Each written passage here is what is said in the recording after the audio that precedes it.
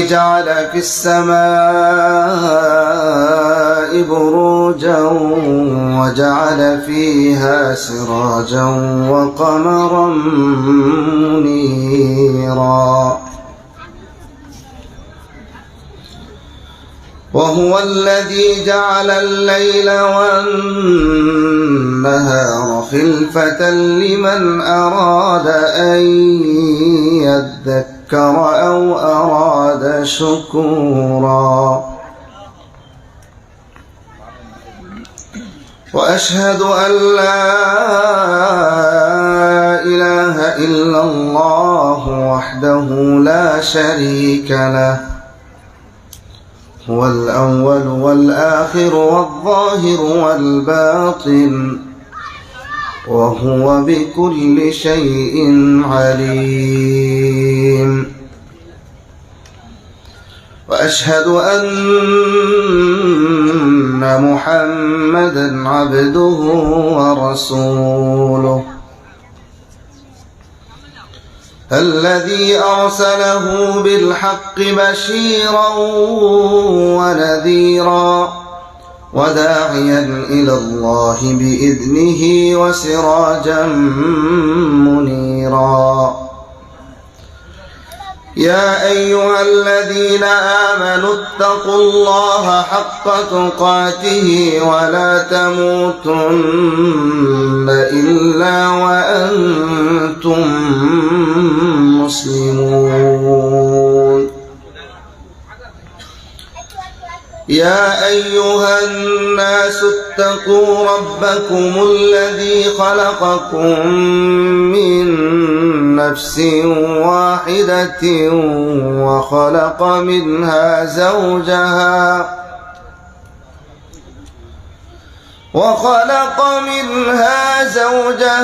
وبث منهما رجالا كثيرا ونساء واتقوا الله الذي تساءلون به والأرحام إن الله كان عليكم رقيبا يا أيها الذين آمنوا اتقوا الله وقولوا قولا سديدا يصلح لكم أعمالكم ويغفر لكم ذنوبكم ومن يطع الله ورسوله فقد فاز فوزا عظيما أما بعد فإن أصدق الحديث كتاب الله وخير الهدي هدي محمد صلى الله عليه وسلم وشر الأمور محدثاتها وكل محدثة بدعة وكل بدعة ضلالة وكل ضلالة في النار محبة درود فرن اللهم صل على محمد وعلى آل محمد كما صليت على إبراهيم وعلى آل إبراهيم إنك حميد مجيد اللهم بارك على محمد وعلى آل محمد كما باركت على إبراهيم وعلى آل إبراهيم إنك حميد مجيد হে রাসূল তোমাকে ভুলি আমি কেমন করে হাজারো ব্যথা বেদনার পরে ফিরে আসনি তুমি আপন ঘরে দিনের আলো তুমি ছড়িয়ে দিতে চলে গেলে মদিনায় মক্কা ছেড়ে হে রাসূল তোমাকে ভুলি আমি কেমন করে, হে রাসূল তোমাকে ভুলি আমি কেমন করে। দক্ষিণ মাসদার গুদারাঘাট এলাকাবাসীর উদ্যোগে মাহফিল, 2 দিন ব্যাপী মাহফিল, আজকে প্রথম দিন। মাহফিলের সভাপতি, উলামায়ে কিরাম, প্রিয় উপস্থিতি, পর্দার আড়ালের মা ও বোনেরা, সকলকে প্রথমেই আমার অন্তরস্থল থেকে মুবারকবাদ জানিয়ে মহান রব্বুল আলামিনের দরবারে শুকরিয়া আদায় করে যে আল্লাহ সুবহানাহু ওয়া তাআলা আমাদেরকে কোরআন এবং হাদিস শোনার জন্য এই মাহফিলে আসার তৌফিক দান করেছেন। শুকরাতান সমস্যার সকলেই বলুন আলহামদুলিল্লাহ। সমস্ত নিয়ামত কার?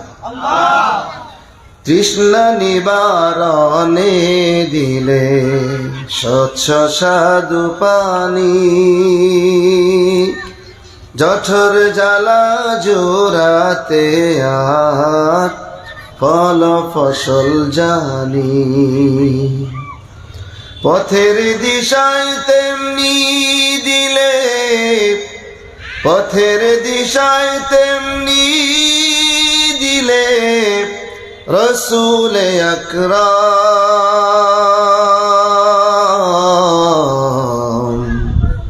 দয়ায় ফুরান, দয়ায় ফুরান, যেমন তুমি দিলে জমিন, দিয়েছ আসমান, সুখের সমাজ গড়তে দিলে মনে কোরআন, তোমার দয়ায় ফুরান, দয়ায় ফুরান, দয়ায় ফুরান। সব নিয়ামত মহান রব্বুল আলামিনের পক্ষ থেকে, সন্দেহ আছে? এই জন্য সবসময় শুকরিয়া হবে মহান রব্বুল আলামিনের জন্য। আলহামদুলিল্লাহ। আল্লাহ শুকরিয়া আদায় করে শেষ করা যাবে না। শেষ করা যাবে? সাগরের জলকে কালি করে, গাছের পাতাকে খাতা করে, তোমার মহিমা লেখা শেষ হবে না, যদিও লিখি আল্লাহ জীবন ভরে। সারা পৃথিবীর সমস্ত সাগরগুলির পানিগুলোকে কালি করে যদি আল্লাহর মহিমা লেখা শুরু হয়, এরপর আল্লাহর মহিমা লেখা শেষ হবে না। তো আমরা মাহফিলে আসতে পেরে খুশি না বেজার? অল্প না বেশি? আছেন তো ইনশাআল্লাহ? থাকবেন না ভাগবেন? কতক্ষণ? কতক্ষণ? জাযাকুমুল্লাহু খায়রান। বেশিক্ষণ আলোচনা চলবে না, ঘুমাইতে হবে, ফজরের নামাজও তো পড়তে হবে। আবার কালকের জন্য প্রস্তুতি নিবেন। কালকে একজনে 5 জন করে নিয়ে আসবেন। কারা কারা রাজি আছেন হাত তুলেন তো? আলহামদুলিল্লাহ। আপনারা প্রতি একজনের দায়িত্ব কয়জন? ইনশাআল্লাহ বিইذنিল্লাহ। জাযাকুমুল্লাহু খায়রান। এটা হচ্ছে ভাষার মাস। মাত্র গতকাল গেল 21শে ফেব্রুয়ারি। আজকে বলেন তো আমাদের এই ভাষার জন্য জীবন দিয়েছেন কয়জন? এই যে অগণিত। আচ্ছা আমি বলে দিলাম 4 জন। মঞ্চে বলছে 4 জন। কে কে নামটা বলেন দেখি, কে বলতে পারে? না না, এইভাবে হবে না। সালাম হচ্ছে আল্লাহর নাম, সুন্দরভাবে বলতে হবে। সুন্দরভাবে 4 জনের নাম এই শ্রোতাদের মধ্যে না আপনি জানবেন, কারণ আপনি নিয়ে থাকেন। এখান থেকে যদি কেউ বলতে পারেন পুরস্কার আছে। আমার কিছু বই নিয়ে আসুন তো, কিছু পুরস্কার দিতে হবে। গাড়ি থেকে কিছু বই আনতে বলেন। দেখি এখান থেকে 4টার নাম শুদ্ধ করে বলবেন, দেখি কে বলতে পারেন। আচ্ছা দাঁড়ান, আপনি দাঁড়ান। যে বলবেন দাঁড়ান, একটু কষ্ট করে দাঁড়ান। হ্যাঁ বলেন। হ্যাঁ,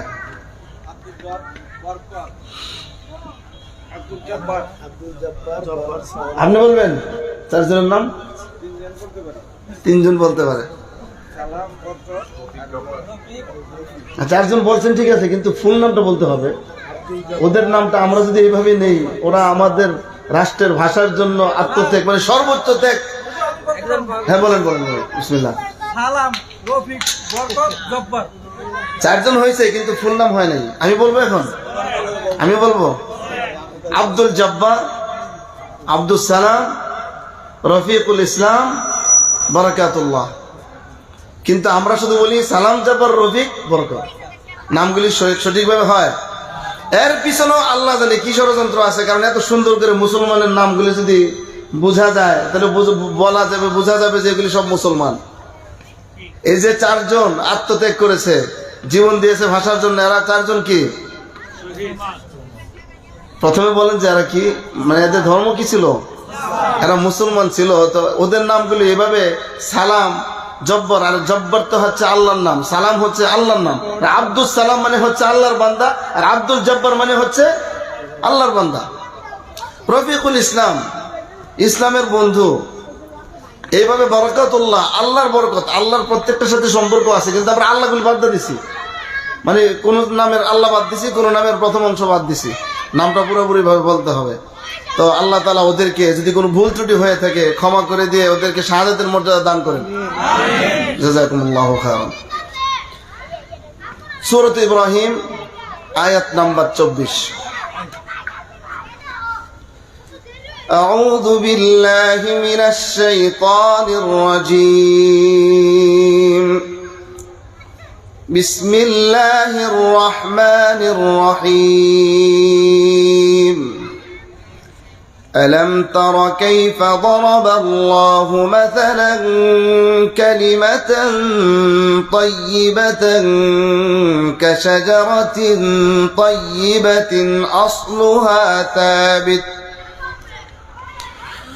أصلها ثابت وفرعها في السماء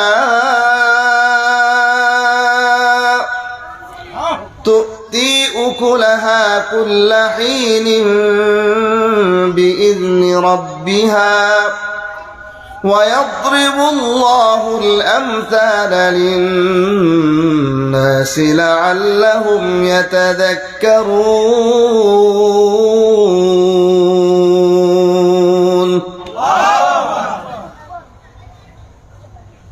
আল্লাহ রাব্বুল আলামিন বলেন, হে নবী আপনি কি দেখেন না আল্লাহ তাআলা উত্তম বাক্যের উপমা কিভাবে দেন, কিভাবে উত্তম বাক্যের উদাহরণ দেন। উত্তম বাক্যের উদাহরণ হচ্ছে, উপমা হচ্ছে এমন উত্তম এক গাছ, উৎকৃষ্ট গাছ, যেই গাছের শিকড় অনেক গভীরে সুপ্রতিষ্ঠিত, আর হচ্ছে তার ডালপালা আকাশে বিস্তৃত, সর্বক্ষণ সে ফল দেয়। আর আল্লাহ রাব্বুল আলামিন এভাবে উদাহরণ দেন যেন মানুষ বুঝতে পারে, শিক্ষা গ্রহণ করতে পারে। কি বুঝলেন? সূরা ইব্রাহিম 24 নম্বর আয়াত এবং 25 নম্বর আয়াত। রব্বুল আলামিন এই আয়াতের মাধ্যমে মুমিনের উদাহরণ দিয়েছেন। কালিমাতান তাইয়িবাতান, কালিমাত তাইয়িবা বলতে আমরা কি বুঝি? কালিমাত তাইয়িবা বলতে আমরা বুঝি লা ইলাহা ইল্লাল্লাহ। কালিমাত তাইয়িবা, লা ইলাহা ইল্লাল্লাহ। রব্বুল আলামিন এই কালিমাত তাইয়িবা বাংলায় এর অর্থ হবে উত্তম বাক্য। এই উত্তম বাক্যের উদাহরণ দিলেন।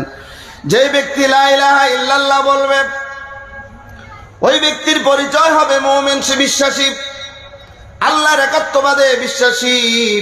রব্বুল আলামিন উদাহরণ দিয়ে বুঝাচ্ছেন, যে ব্যক্তি লা ইলাহা ইল্লাল্লাহ বলবেন, আল্লাহর উপর বিশ্বাস করবেন, তার উদাহরণ হচ্ছে, তার উপমা হচ্ছে ওই উৎকৃষ্ট গাছ, উৎকৃষ্ট গাছের মতো, যেই উৎকৃষ্ট গাছের মূল হচ্ছে সুপ্রতিষ্ঠিত, আর তার ঢালপালা আকাশে বিস্তৃত, সর্বক্ষণ ফল দেয়। বলেন সেই গাছের নাম কি? বলতে পারবেন কেউ? গাছটার নাম কি? বুখারী এবং মুসলিম শরীফে একটা হাদিস আসছে। বিশ্বনবী মুহাম্মদুর রাসূলুল্লাহ সাল্লাল্লাহু আলাইহি ওয়াসাল্লাম বলেছেন, ইন্না মিনাশ শাজারি শাজারা লা ইয়াসকুতু ওয়ারাকুহা ওয়া হিয়া মাসালুল মুমিন ফাহাদ্দিসুনি মা হিয়া। আল্লাহর নবী বলেন, একটা গাছ আছে যেই গাছের পাতা ঝরে না, গাছের পাতা ঝরে না, ওই গাছটা হচ্ছে মুমিনের দৃষ্টান্ত, মুমিনের উদাহরণ। তোমরা বলো ওই গাছটা কি? সাহাবায়ে কেরাম গাছ নিয়ে চিন্তা ভাবনা করতে লাগলেন, এটা কোন গাছ, কোন গাছ। সাহাবায়ে কেরামের এই মজলিসে কেউ বলতে পারলেন না। ইবনে ওমর রাদিয়াল্লাহু তাআলা আনহু বলেন, আমার মনে আসছিল কিন্তু আমি বলি নাই, কারণ বড় বড় সাহাবী এখানে উপস্থিত। আবু বকর রাদিয়াল্লাহু তাআলা আনহু উপস্থিত, ওমর রাদিয়াল্লাহু তাআলা আনহু উপস্থিত, এই জন্য আমি বলি নাই। কিন্তু আমার মনে মনে আসছিল। কোন সাহাবী বলতে পারলেন না। আল্লাহর নবী বললেন, সেই গাছটি হচ্ছে খেজুর গাছ। সেই গাছটি কি? খেজুর গাছ। এবার ইবনে ওমর রাদিয়াল্লাহু তাআলা আনহু, তিনি ওমর রাদিয়াল্লাহু তাআলা আনহুর ছেলে, ওমর রাদিয়াল্লাহু তাআলা আনহুকে বললেন, পিতা আমার মনে মনে আসছিল কিন্তু বলি নাই লজ্জায়। ওমর রাদিয়াল্লাহু তাআলা আনহু বলেন, বেটা তুমি যদি বলতে তাহলে আমি এতটা খুশি হতাম। লাল ওটের পাল পেলেও আমি এতটা খুশি হতাম না, যতটা খুশি হতাম তুমি যদি রাসূলের সামনে বলে দিতা যে এটা খেজুর গাছ। মনে আসছে, বললে না কেন? সন্তান বাপকে বলতেছে, আব্বা এখানে বড় বড় সাহাবীরা মুরব্বীরা উপস্থিত, তারা বলতে পারে নাই, এই জন্য আমি বলি নাই লজ্জায়। কেন? কারণ হচ্ছে যদি আল্লাহ নবীর সামনে বলতেন এটা খেজুর গাছ, আল্লাহ নবী দোয়া করে দিতেন। আল্লাহু আকবার। যেমনটি দোয়া করেছিলেন ইবনে আব্বাস রাদিয়াল্লাহু তাআলা আনহুর জন্য, আল্লাহ নবী দোয়া করেছিলেন, আল্লাহুম্মা ফাক্কিহু ফিদ্দীন, আয় আল্লাহ তাকে ফিকহ দান করো, দ্বীনের বুঝ দান করো। এতটা বুঝ দান করেছেন, তাকে বলা হয় রাইসুল মুফাসসিরিন, মুফাসসিরদের সর্দার ইবনে আব্বাস রাদিয়াল্লাহু তাআলা আনহু। তাহলে কোরআনুল কারীম আর এই হাদিস দুইটা মিলিয়ে দেখেন, কোরআনুল কারীমও যে গাছের কথা বলা হয়েছে উৎকৃষ্ট গাছ, সেটা কোন গাছ? এই খেজুর গাছের সাথে রব্বুল আলামিন মুমিনের উদাহরণ দিয়েছেন। এই খেজুর গাছের তিনটা গুণ। কয়টা গুণ? আল্লাহ বলেন, প্রথম গুণ হচ্ছে এই গাছের শিকড়, এই গাছের গোড়া বড় মজবুত, জমিনে প্রতিষ্ঠিত, ঝড় বাতাস এলে এটা উপরে যায় না, পড়ে যায় না। শিকড় অনেক গভীর থেকে খাদ্য গ্রহণ করে, পানি পান করে অনেক গভীর থেকে, আর শাখা প্রশাখাগুলি অনেক উপরে উঠে যায়, বিস্তৃত থাকে উপরে। ফলে যে খেজুরগুলো হয় ময়লা আবর্জনা লাগে না, উপরে থাকার কারণে পরিষ্কার পরিচ্ছন্ন থাকে। এক নাম্বার হচ্ছে তার গোড়া, তার মূল হচ্ছে সুপ্রতিষ্ঠিত। আর দুই নাম্বার হচ্ছে তার শাখা প্রশাখা উপরের দিকে, আবর্জনা লাগে না। এরপরে তার ডালপালা পাতা পড়ে না, ঝরে না। কারণ অন্যান্য গাছের পাতা পড়ে, ঝরে, পরিবেশ নষ্ট হয়, কিন্তু খেজুর গাছের নিচে পরিবেশ নষ্ট হয় না। সারা বছরও খেজুর গাছের পাতা ঝরে না, পড়ে না। এই এলাকায় হয়তো পড়তে পারে, পড়ে নাকি? পড়ে না। মাশাআল্লাহ, এত সুন্দর সুন্দর সারি সারি খেজুর গাছ। যারা বাইরে মধ্যপ্রাচ্যে যারা থাকছেন, আমরা তো থাকছি মধ্যপ্রাচ্যে, কাতারে, সৌদি আরবে, এত সুন্দর লাগে যে উঁচু উঁচু উঁচু উঁচু খেজুর গাছ, আর থোকা থোকা খেজুর ধরে থাকে। তিন নাম্বার হচ্ছে ফল দেয়। খেজুর ফল হচ্ছে এমন ফল যেই ফল 12 মাস খাওয়া যায়, 12 মাস পাওয়া যায়, 12 মাস খাওয়া যায়, সংরক্ষণ করা যায় ফ্রিজের বাইরে 12 মাস। এবং কি যেটাকে রুতুব বলা হয়, কাঁচা ধরনের খেজুর, ওইটাও 12 মাস রাখা যায়, রেখে রেখে খাওয়া যায়। তিনটা গুণ রয়েছে ওই খেজুর গাছের। তেমনি ভাবে মুমিনের মধ্যেও তিনটা গুণ আছে কি নাই? এক নাম্বার হচ্ছে মুমিন যখন পড়ে লা ইলাহা ইল্লাল্লাহ, এই কথা বলার পরে মুমিনের হৃদয়ের মধ্যে এই কালিমা প্রতিষ্ঠিত হয়ে যায়। দুনিয়ার সব ছেড়ে দিতে পারবে, কিন্তু লা ইলাহা ইল্লাল্লাহ ভুলতে পারবে। লা ইলাহা ইল্লাল্লাহ কতটা প্রতিষ্ঠিত হয়ে যায়। এই সূরার সূরাত ইব্রাহিমের 27 নম্বর আয়াতে আল্লাহ বলেন, ইউসাব্বিতুল্লাহুল্লাযীনা আমানু বিল কওলিস সাবিতি ফিল হায়াতিদ দুনিয়া ওয়া ফিল আখিরাহ ওয়া ইউযিল্লু আল্লাহু আয-যালিমিনা ওয়া ইয়াফআলু আল্লাহু মা ইয়াশা।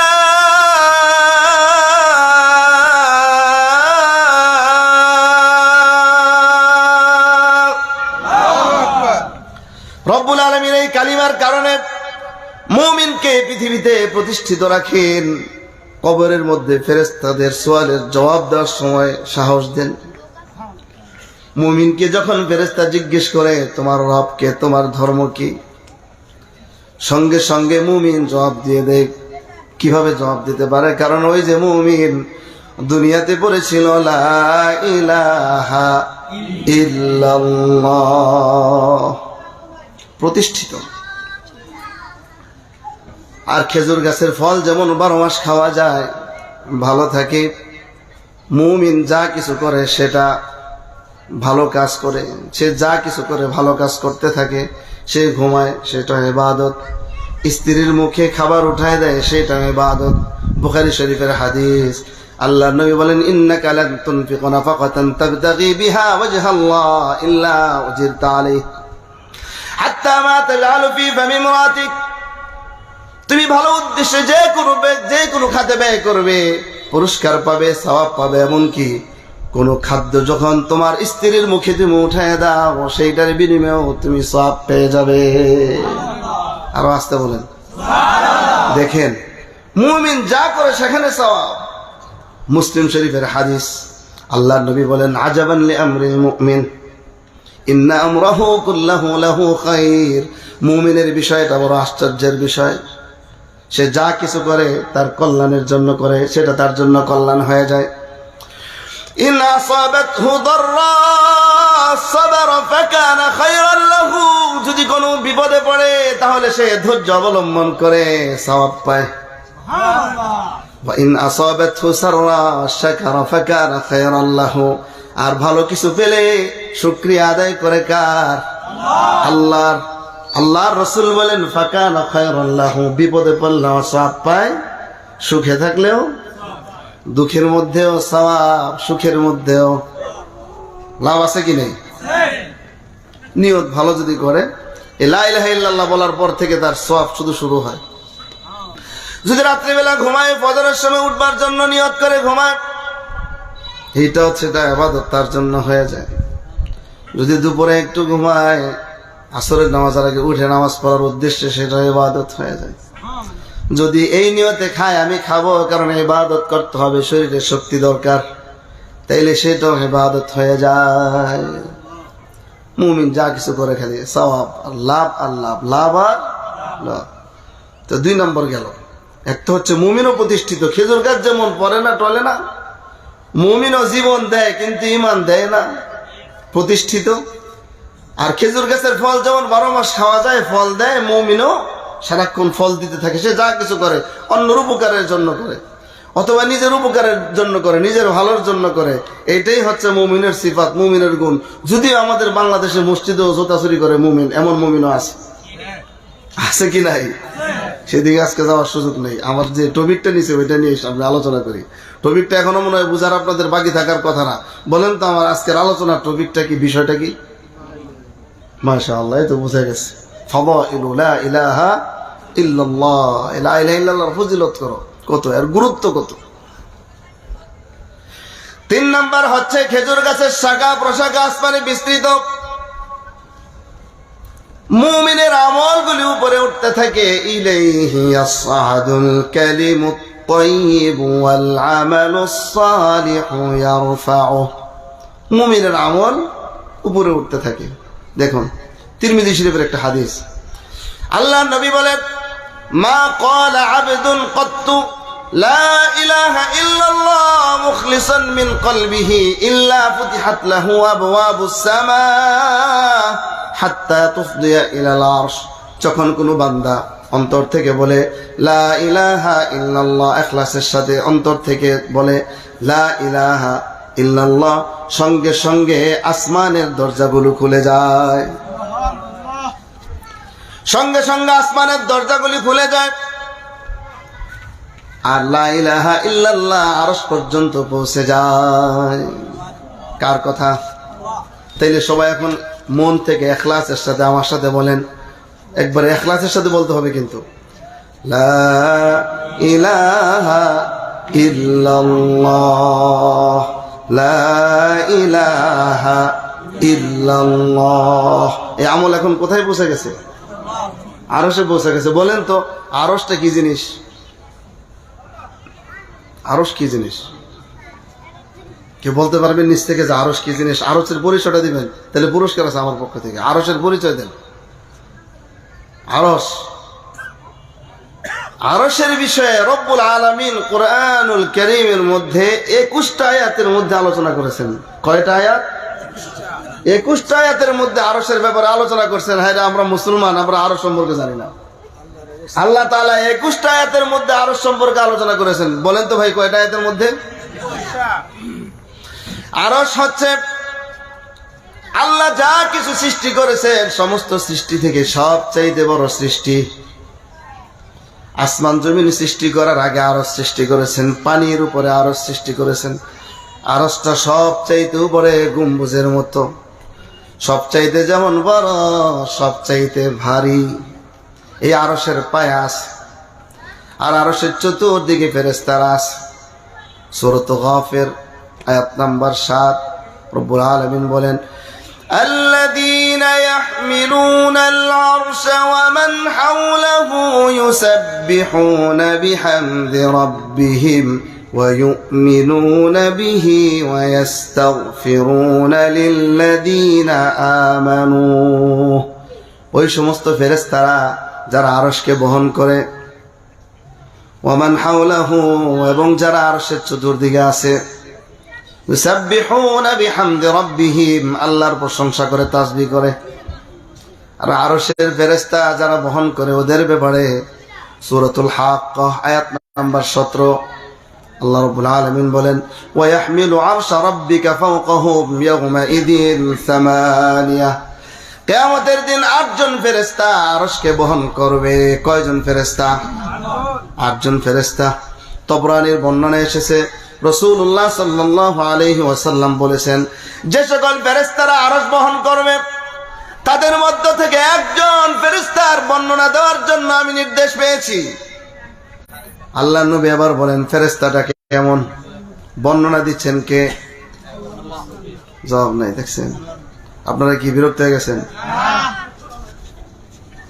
8 জন ফেরেশতা আরশ বহন করে। আরশ যারা বহন করে ওদের মধ্য থেকে একজন ফেরেশতার বর্ণনা দিয়েছেন কে? রাসূলুল্লাহ সাল্লাল্লাহু আলাইহি ওয়াসাল্লাম। বর্ণনায় দ্বারাই বোঝা যায় আল্লাহ যদি সমস্ত ফেরেশতার বর্ণনা দেওয়ার নির্দেশ দিতেন তাহলে দিতেন, তবে একজনের শুধু নির্দেশ দেওয়া হয়েছে, একটা ফেরেশতার বর্ণনা দেওয়ার নির্দেশ দেওয়া হয়েছে। ফেরেশতাটা এত বড়, তার মাথার উপরে শিং আছে, শিংয়ের উপরে আরশ, আর পা দুইটা হচ্ছে 7 জমিনের নিচে। একটা পাখি উড়তে শুরু করবে, তার এই কানের লতি থেকে এই কাপ পর্যন্ত যেতে সময় লাগবে 700 বছর। ফেরেশতা কত বড়! আল্লাহু আকবার। লা ইলাহা ইল্লাল্লাহ সঙ্গে সঙ্গে আরশে চলে যায়। আরশের দূরত্ব কত? একটা বর্ণনায় রয়েছে জমিন থেকে আসমানের দূরত্ব হচ্ছে 500 বছরের দূরত্ব। কয় শত বছরের? আবার ওই আসমান থেকে পরবর্তী আসমানের দূরত্ব হচ্ছে 500 বছরের। এভাবে 7টা আসমান, তাহলে 3500। আবার 7 আসমানের উপরে পানি, পানি পর্যন্ত 500 বছরের রাস্তা। কয় হাজার হইল? 4000। এই পানির উপরে আরো 500 বছর রাস্তা। কয় হাজার? কত হইল?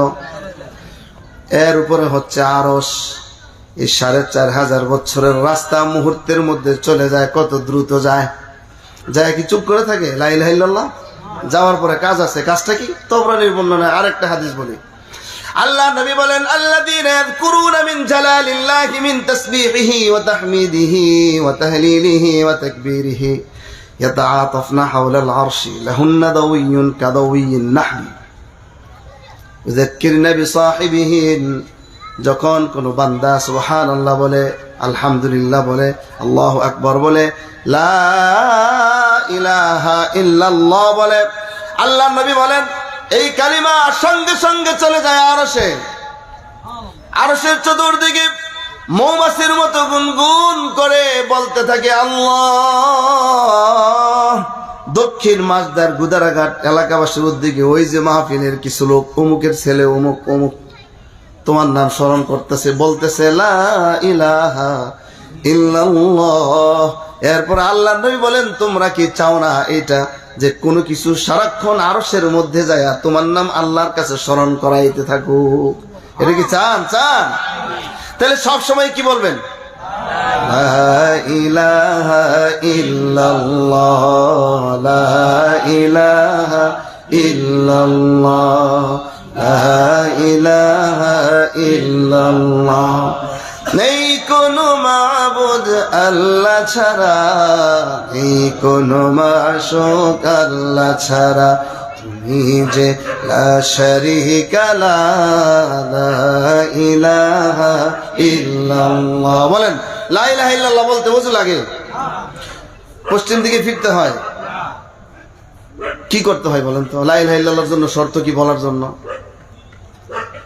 দেখছেন, এর চেয়ে সহজ, জিকিরের চেয়ে সহজ কোনো আমল নাই। এই জন্য জান্নাতের মধ্যে যখন জান্নাতীরা চলে যাবে, ওদের কোনো আফসোস থাকবে না, একটা আফসোস বাকি থাকবে। আল্লাহর নবী বলেন সেই আফসোসটা হলো এইটা, আমি কেন কিছু সময় নষ্ট করলাম জিকির ছাড়া। কারণ এর চেয়ে সহজ কোনো আমল নাই। আমি যে কোনো কাজ করি, কাজ চলবে, জিকিরও চলবে, কাজও চলবে, জিকিরও চলবে, ওযু থাকুক না। এমনকি জুনুবি অবস্থায় স্ত্রী সহবাসের পরে গোসল ফরজ, তখনও জিকির করা যায়। আল্লাহ, বসে করা যায়, দাঁড়িয়ে করা যায়, শুয়ে করা যায়। এখানে বখিলামি করার কোনো কারণ আছে বলেন? শুধু তাই নয়, আল্লাহর নবী বলেন, আমি ইব্রাহিম আলাইহিস সালামের সাথে সাক্ষাৎ হয়েছে আমার মেরাজের সময়। ইব্রাহিম আলাইহিস সালামের সঙ্গে আমার সাক্ষাৎ হয়। তখন ইব্রাহিম আলাইহিস সালাম আমাকে ডেকে বলেন, ইয়া মুহাম্মদ আকরি উম্মাতাকা মিন্নিস সালাম, হে মুহাম্মদ তোমার উম্মতকে আমার পক্ষ থেকে সালাম জানিয়ে দিও। সালাম দিবেন কে? ইব্রাহিম আলাইহিস সালাম। এরপরে ইব্রাহিম আলাইহিস সালাম বললেন, ওয়া আখবিরহুম আন্নাল জান্নাতা তাইয়্যিবাতুত তুরবা ওয়া উযবাতুল মা। আরেকটা খবর ওদেরকে তুমি দিয়ে দিও, খবরটা হলো জান্নাতের মাটি বড় উর্বর, পানি বড় মিষ্টি। আল্লাহ। কিন্তু ওখানে কিছু জায়গা খালি পড়ে আছে, ওখানে কিছু জায়গা। উম্মতকে বলবেন তারা যেন চাষ করে। কেমনে চাষ করবেন? আপনি দুনিয়াতে, আমি দুনিয়াতে, জান্নাতের মাটিতে কেমনে চাষ করব? জৈব সারের দরকার, হাল চাষ করে মাটিটা আলগা করা দরকার উর্বরতার জন্য। কি বলেন, তাই না? কেমনে কেমনে চাষ করবেন? ইব্রাহিম আলাইহিস সালাম শিখাই দিয়েছেন। হে নবী, ওদেরকে বলবেন চাষ করার সিস্টেম হলো, এরা বলবে, জিকির করবে, লা ইলাহা ইল্লাল্লাহ। যখন এই জিকির করবে, ওর জন্য জান্নাতে একটা গাছ বরাদ্দ হয়ে যাবে। জান্নাতের গাছ এত বড় হবে, একজন শক্তিশালী যুবক তেজস্বী ঘোড়া নিয়ে 100 বছর দৌড়াবে, কিন্তু জান্নাতের একটা গাছের ছায়া শেষ হবে না। সুবহানাল্লাহ, রাস্তে কর। দেখছেন, বাঙালি খালি উল্টা দিকে দৌড়ায়। যদি বলে আস্তে কর, তাহলে জোরে কর, আর নাহলে কই না। কোথায় গেছেন আপনারা? কষ্ট হইতেছে? আলোচনা ছেড়ে দেবো নাকি? বেশি লম্বা হয়ে গেছে নাকি? আলহামদুলিল্লাহ, বাস যতক্ষণ আলোচনা করবো লা ইলাহা ইল্লাল্লাহর মধ্যে থাকবো।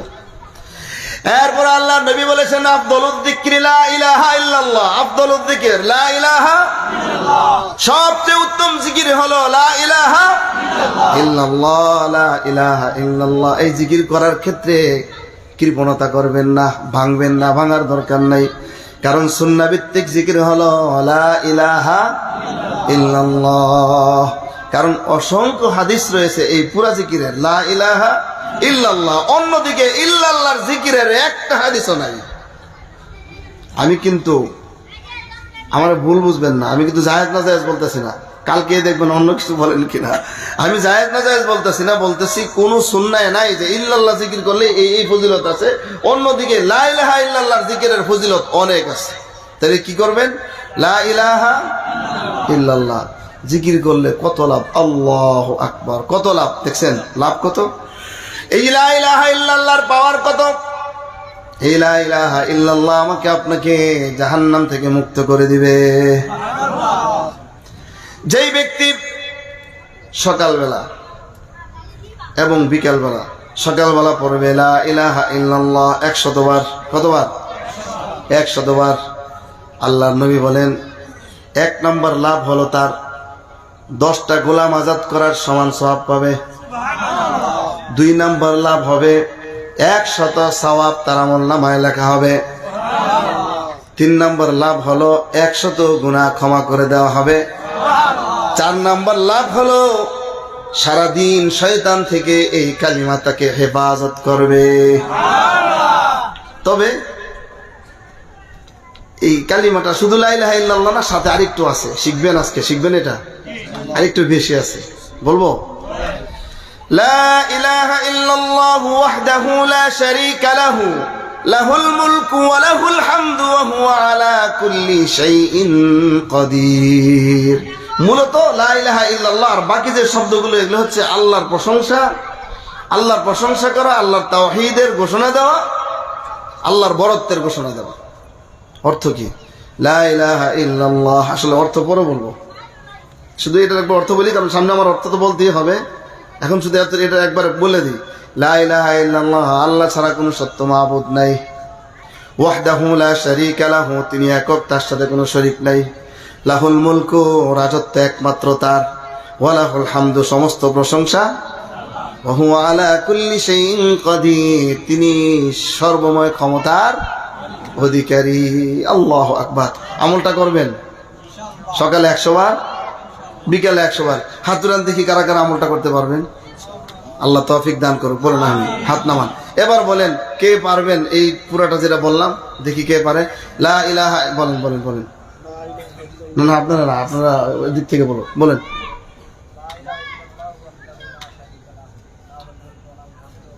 মাশাআল্লাহ, আহসান, বারাকাল্লাহু ফিক। আমার লেখা একটা বই আপনার জন্য হাদিয়া। উনিও বলতে রয়েছিল অবশ্যই পারে, ওনাকে হাদিয়া দিয়ে দিই। বিসমিল্লাহ, জাযাকুমুল্লাহু খাইরান। করবেন তো জিকিরটা, জাহান্নাম থেকে মুক্ত করে দেয়, যেটা বলেছিলাম। মুসলিম শরীফের হাদিস। আবু তালেব নাম শুনছেন আপনারা? আবু তালেব কে? নবী আলাইহিস কিসের সাহাবী? দেখছেন কারবারটা কয় কি? আবু তালেব বলে সাহাবী। আপনার থেকে জরিমানা নেওয়া দরকার। ওনারা দিচ্ছে পুরস্কার, আপনার থেকে জরিমানা। আপনি এখন জরিমানা দেন 100 টাকা। কারবারটা দেখছেন? ঈমান নেই নাই কই সাহাবী। আবু তালেব হচ্ছে নবী আলাইহিস সালামের চাচা। নবী আলাইহিস সালামের সারা জীবন নবী আলাইহিস সালামের উপকার করেছেন, সাহায্য করেছেন, বট বৃক্ষের মতো ছায়া দিয়েছেন। নবী আলাইহিস সালামের ইসলাম প্রচারের কাজে সাহায্য করেছেন, সহযোগিতা করেছেন। মৃত্যুর সময় আল্লাহর নবী চাচার কাছে যায়, বলতেছে আই আম্মি কুল লা ইলাহা ইল্লাল্লাহ কালিমাতান উহাজ্জু লাকা বিহা ইনদাল্লাহ। আয় আমার চাচা, একবার বলেন, শুধু এই কালিমাটা বলেন, লা ইলাহা ইল্লাল্লাহ। এই কালিমা নিয়ে আমি আমার আল্লাহর কাছে উপস্থিত করব প্রমাণ হিসাবে, যেন জাহান্নাম থেকে আপনাকে মুক্ত করা যায়। কিন্তু দুর্ভাগ্য, আবু জাহেলে কয় কথাই না, সারা জীবন যে ধর্মে ছিলেন আজকে ঘুরে যাবেন, এটা কথা নাকি? আরেকটা হাদিস শুনেন, এটাও হাদিসটা হচ্ছে তিরমিজি শরীফের বর্ণনা আসছে। বলবো হাদিসটা? আরবি সহ বলবো নাকি আরবি ছাড়া? মাশাআল্লাহ, আরবি সহ বলার শোনার লোক আছে না, অনেকে বিরক্ত মনে করে যে আরবিটা কেন বলে। আরবি সহ বলবো। রাসূলুল্লাহ সাল্লাল্লাহু আলাইহি ওয়াসাল্লাম বলেছেন, ইন্নাল্লাহা সায়ুখাল্লিসু রাজুলান মিন উম্মতি আলা রুসিল খালাইক ইয়াউমাল কিয়ামাহ। আল্লাহর নবী বলেন, কিয়ামতের দিন রব্বুল আলামিন আমার উম্মত থেকে একজন ব্যক্তিকে নিয়ে আসবে, সমস্ত সৃষ্টির সামনে উপস্থিত করবেন। ফায়ানশুরু লাহু 99 সিজিল্লান কুল্লু সিজিল্লিন মিসলু মাদ্দিল বাসার। এরপরে তার সামনে 99টা আমল নামা খুলে দিবেন। কয়টা আমল? 99টা দফতর খুলে দিবেন। প্রত্যেকটা দফতর এত বড়, দৃষ্টিসীমা পর্যন্ত, অর্থাৎ চোখে যদ্দূর দেখা যায়। প্রত্যেকটা আমল নামা এত এত বড়। কয়টা আমল নামা? কয়টা? 99টা। এবার আল্লাহ রাব্বুল আলামিন বান্দাকে জিজ্ঞেস করবেন, আতুনকিরু মিন হাদা শাইআ। ও বান্দা, এই 99টা দপ্তরে যে আমলগুলি লেখা আছে দেখো, এর মধ্যে থেকে কোনোটা কি তুমি অস্বীকার করো যে এটা তুমি করো নাই? আমার ফেরেশতারা তোমার উপরে জুলুম করেছে। আযালামাকা কাতাবাতিল হাফিযুন, যারা এই আমল লেখে ওরা জুলুম করেছে, এমন কি হয়েছে? বান্দা বলে লা ইয়া রব, না, আমি যা করছি এই আমল নামায় তাই আছে।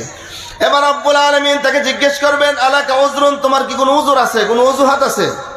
অজুহাত বুঝেন? কথায় আছে বাঙালির হাত কয়টা? কয়টা? ডান হাত, বাম হাত, আরেকটা হাতের নাম কি? অজুহাত। বলেন যে ভাই নামাজ পড়বেন না, লুঙ্গি ঠিক নাই, এটা কি বলে? অজুহাত।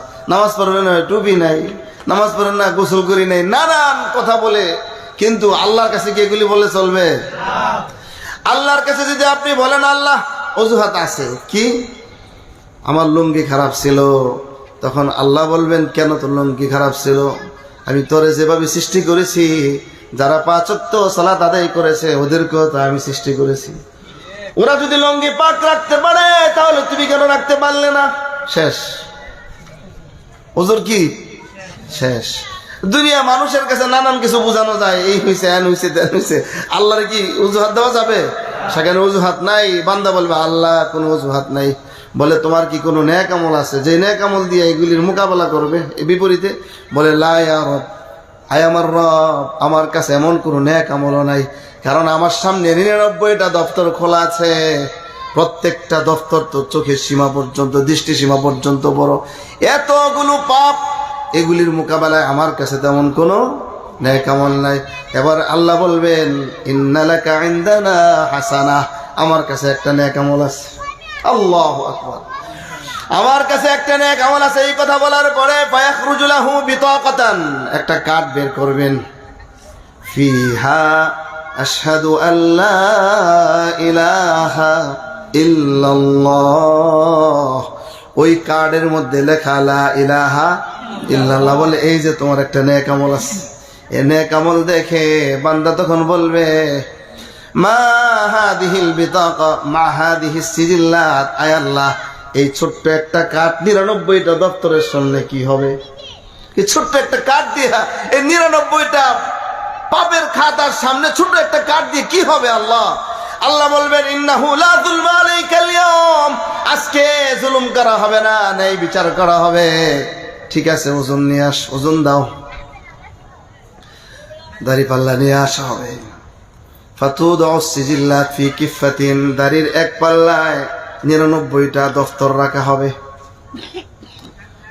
ওয়াল বিতাকাতু ফি কিফাতিন, আর ওই কার্ডটা আরেক পাল্লার মধ্যে রাখা হবে। এরপরে যখন টান দেওয়া হবে, আল্লাহু আকবার, ফাতাশাতিস সিজিল্লাত, 99টা দপ্তর হালকা হয়ে উপরে উঠে যাবে। আর ওয়াসাকুলাতিল বিতাকা, ছোট্ট একটি কার্ড যেখানে লেখা লা ইলাহা ইল্লাল্লাহ, ওই পাল্লাটা ভারী হয়ে নুইয়ে নিচে পড়ে যাবে। আল্লাহর নবী বলেন ফালা ইয়াসকুল মাসমিল্লাহি শাই, আল্লাহর নামের সাথে ওজনদার হবে এমন কিছু নেই। সবচেয়ে বেশি ওজন কার? আল্লাহর নামের সবচেয়ে বেশি ওজন। এইটা আমরা যদি না বুঝি, কেউ কেউ কিন্তু বুঝছেন এই কালিমার দাম কত, এই কালিমার গুরুত্ব কত, সাহাবায়ে কেরাম ঠিকই বুঝছেন। বুঝেন কি বুঝেন নাই? একটা নমুনা দেখাবো আপনাদেরকে। মক্কাতে আব্দুল উজ্জা নামক একজন যুবক ছিল। তখন আল্লাহর নবী মক্কায় দ্বীন প্রচার শুরু করেছেন। তিনি বাজারে বাজারে ঘুরেন আর বলেন ইয়া আইয়ুহান নাস কুলু লা ইলাহা ইল্লাল্লাহ তুফলিহুন, হে মানুষেরা বলো লা ইলাহা ইল্লাল্লাহ, তাহলে তোমরা সফল হবে। তারিক ইবনে আব্দুল্লাহ রাদিয়াল্লাহু তাআলা আনহু বলেন আমি একবার দেখলাম আল্লাহর নবী বাজারে ঘুরে ঘুরে মানুষের দাঁড়ে দাঁড়ে যায়া দ্বীনের দাওয়াত দিচ্ছেন, কালিমার দাওয়াত দিচ্ছেন। ইয়া আইয়ুহান নাস কুলু লা ইলাহা ইল্লাল্লাহ তুফলিহুন, হে মানুষেরা বলো লা ইলাহা ইল্লাল্লাহ, সফল হবে। কিন্তু পিছনে একটা ব্যক্তি আছে, ওই ব্যক্তিটার হাতে পাথর, এই পাথর দিয়ে আল্লাহর নবীকে আঘাত করছে। আল্লাহর নবীকে পাথরের আঘাত করে করে রক্তাক্ত করে একজন পিছন থেকে। আমি লোকজনকে জিজ্ঞেস করলাম যে লোকটা বলতেছে বলো লা ইলাহা ইল্লাল্লাহ, তিনি কে? মানুষেরা বলল তিনি হচ্ছেন মুহাম্মদ সাল্লাল্লাহু আলাইহি ওয়াসাল্লাম। আর যে পিছন দিক থেকে ওকে ওনাকে পাথর দিয়ে আঘাত করতেছে। সে কে?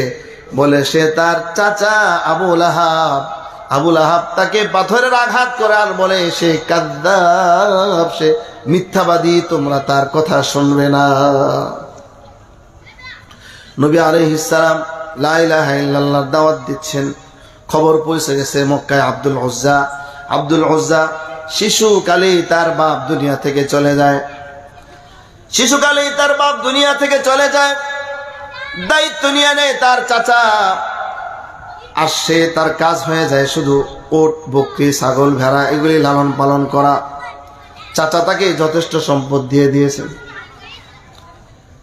ওই যুবক আব্দুল উজ্জার মনের মধ্যে আল্লাহর নবীর ভালোবাসা তৈরি হয়ে গেছে। সে হৃদয় দিয়ে আল্লাহর নবীকে ভালোবাসে, কিন্তু বলতে পারে না। সে সুযোগের অপেক্ষায় আছে যে আমার যে চাচা আছে উনি যদি লা ইলাহা ইল্লাল্লাহ বলেন তাহলে আমিও বলবো, তাহলে আমার দুনিয়াও ঠিক থাকবে, পরকালও ঠিক থাকবে। কারণ সমস্ত সম্পদের মালিক আমার চাচা। চাচা সম্পদের মালিক, সে তো মালিক না, তার তো বাপ মারা গেছে শিশু অবস্থা। কিন্তু চাচা ইসলাম গ্রহণ করে না। একদিন, 2 দিন, অনেক দিন চলে যাওয়ার পরে আব্দুল উজ্জা ধৈর্য আর ধরতে পারল না। একদিন চলে গেলেন।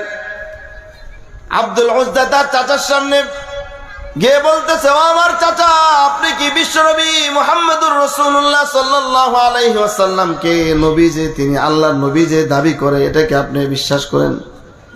তাকে কি আপনি সত্যবাদী মনে করেন? চাচা বলতেছে, ভাতিজা, আমার মনে হয় তিনি সত্য নবী, আল্লাহর পক্ষ থেকে দুনিয়াতে আসছে। তখন ভাতিজা বলে, চাচা, তাহলে আপনি কি ঈমান আনবেন? আপনি কি বলবেন লা ইলাহা ইল্লাল্লাহ? চাচা বলতেছে, কখনো না,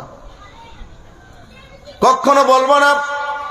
এবার ভাতিজা আব্দুল উজ্জা বলতেছে, চাচা, অনেকদিন যাবত আপনার জন্য আমি অপেক্ষায় ছিলাম, আপনি বলবেন লা ইলাহা ইল্লাল্লাহ, আমিও বলবো লা ইলাহা ইল্লাল্লাহ। আজকে যখন আপনি বলে ফেললেন আপনি বলবেন না, আমি আপনার সামনে ঘোষণা দিলাম, আশহাদু আল্লা ইলাহা ইল্লাল্লাহ। এবার চাচা বলতেছে, ভাতিজা, তুমি কি জানো এই লা ইলাহা ইল্লাল্লাহ বললে এর পরিণতি কি হবে? ভাতিজা বললেন, চাচা কি? তখন চাচা বলতেছে, যেই ঘরে তুমি থাকো এই ঘর থেকে তোমাকে বের করে দেওয়া হবে। যে সকল বকরি, ছাগল, ভেড়ার, দুম্বার মালিক তোমাকে বানিয়ে দেওয়া হয়েছে সব আমার, এগুলি সব নিয়ে নেওয়া হবে। তোমার পরনে যে কাপড় আছে সেই কাপড়গুলো আমাকে খুলে দিতে হবে। এবার ভাতিজা আব্দুল উজ্জা বলতেছে, চাচা, আমি এমন এক কালিমা পড়ে নিলাম, লা ইলাহা ইল্লাল্লাহ। এই কালিমা একদিকে আর আপনার এই সব একদিকে, আপনার সব কিছু আমি ফিরিয়ে দিতে রাজি আছি। আমার সমস্ত সম্পদ আপনি নিয়ে নেন, ঘর থেকে বের করে দেন, জামাও খুলে নেন, আমার আপত্তি নাই, কিন্তু আমি লা ইলাহা ইল্লাল্লাহ ছাড়বো না। চাচা তাই করলেন। জামা পর্যন্ত খুলে নিল। জামা খোলার পরে দৌড়ে গিয়ে চলে গেলেন আব্দুল উজ্জা মায়ের কাছে। মা বলতেছে, হারে সন্তান, তোমার কি হয়েছে? বলে, আমি ঈমান আনার কারণে, আমি লা ইলাহা ইল্লাল্লাহ বলার কারণে চাচা সব কিছু রেখে দিয়েছে, আমার কোনো সম্পদ নাই, ঘর থেকে বের করে দিয়েছে, কাপড়ও নাই। মা পুরান একটা কম্বল দিয়ে বলতেছে, বাচ্চা, এই কম্বলটা তুমি পরে নাও। কম্বলটা 2 ভাগ করে, 1 ভাগ নিচের অংশে, আরেক ভাগ উপর অংশে পড়ে রওনা দিয়েছে মদিনার উদ্দেশ্যে। অনেক কষ্ট করে মসজিদে নববীতে চলে গেছেন। ফজরের নামাজের পরে আল্লাহ নবী মুহাম্মদুর রাসূলুল্লাহ সাল্লাল্লাহু আলাইহি ওয়াসাল্লাম দেখলেন মসজিদের কোণায় একটা যুবক বসা, তার চুলগুলো এলোমেলো, তার চেহারায় দারিদ্রতার ছাপ লেগে আছে। মুসাফির মানুষ, ক্লান্ত শ্রান্ত। আল্লাহ নবী এসে তাকে জিজ্ঞেস করলেন, তোমার পরিচয় কি? আব্দুল উজ্জা তার সমস্ত পরিচয় দিল এবং বলল সমস্ত কাহিনী খুলে আল্লাহ নবীর কাছে বলার পরে আল্লাহ নবী সঙ্গে সঙ্গে তার নাম চেঞ্জ করে রাখলেন। আল্লাহ নবী বললেন, এখন থেকে তোমার নাম হচ্ছে আব্দুল্লাহ, তুমি আল্লাহর বান্দা, আর তোমার লকব হচ্ছে যুল বিজাদাইন, অর্থাৎ 2 টুকরা কম্বলওয়ালা। আল্লাহ নবী লকব দিয়ে দিলেন 2 টুকরা কম্বলওয়ালা আব্দুল্লাহ। এবার আব্দুল্লাহ রাদিয়াল্লাহু তাআলা আনহু ওনাকে কোরআন শিখাবার জন্য সাহাবায়ে কেরামদেরকে দায়িত্ব দিলেন। আব্দুল উজ্জা এখন আব্দুল্লাহ যুল বিজাদাইনে পরিণত হয়ে গেলেন, তিনি সাহাবী। এবার তিনি জোরে জোরে কোরআন তেলাওয়াত করতে লাগলেন। অন্যান্য মানুষের ডিস্টার্ব হয়, অন্যান্য সাহাবাদের ডিস্টার্ব হয় তার জোরে কোরআন তেলাওয়াতের কারণে। আল্লাহর নবীর কাছে গিয়ে বললেন, ইয়া রাসূলুল্লাহ, আব্দুল্লাহ এত জোরে জোরে কোরআন তেলাওয়াত করে, আমার ডিস্টার্ব হয়, আমাদের ডিস্টার্ব হয়। আল্লাহর নবী বলেন, আব্দুল্লাহর ঈমানের অনেক দাম, সব কিছু বিসর্জন দিয়ে তিনি শুধু লা ইলাহা ইল্লাল্লাহ পড়ে চলে আসছে কত দূর থেকে।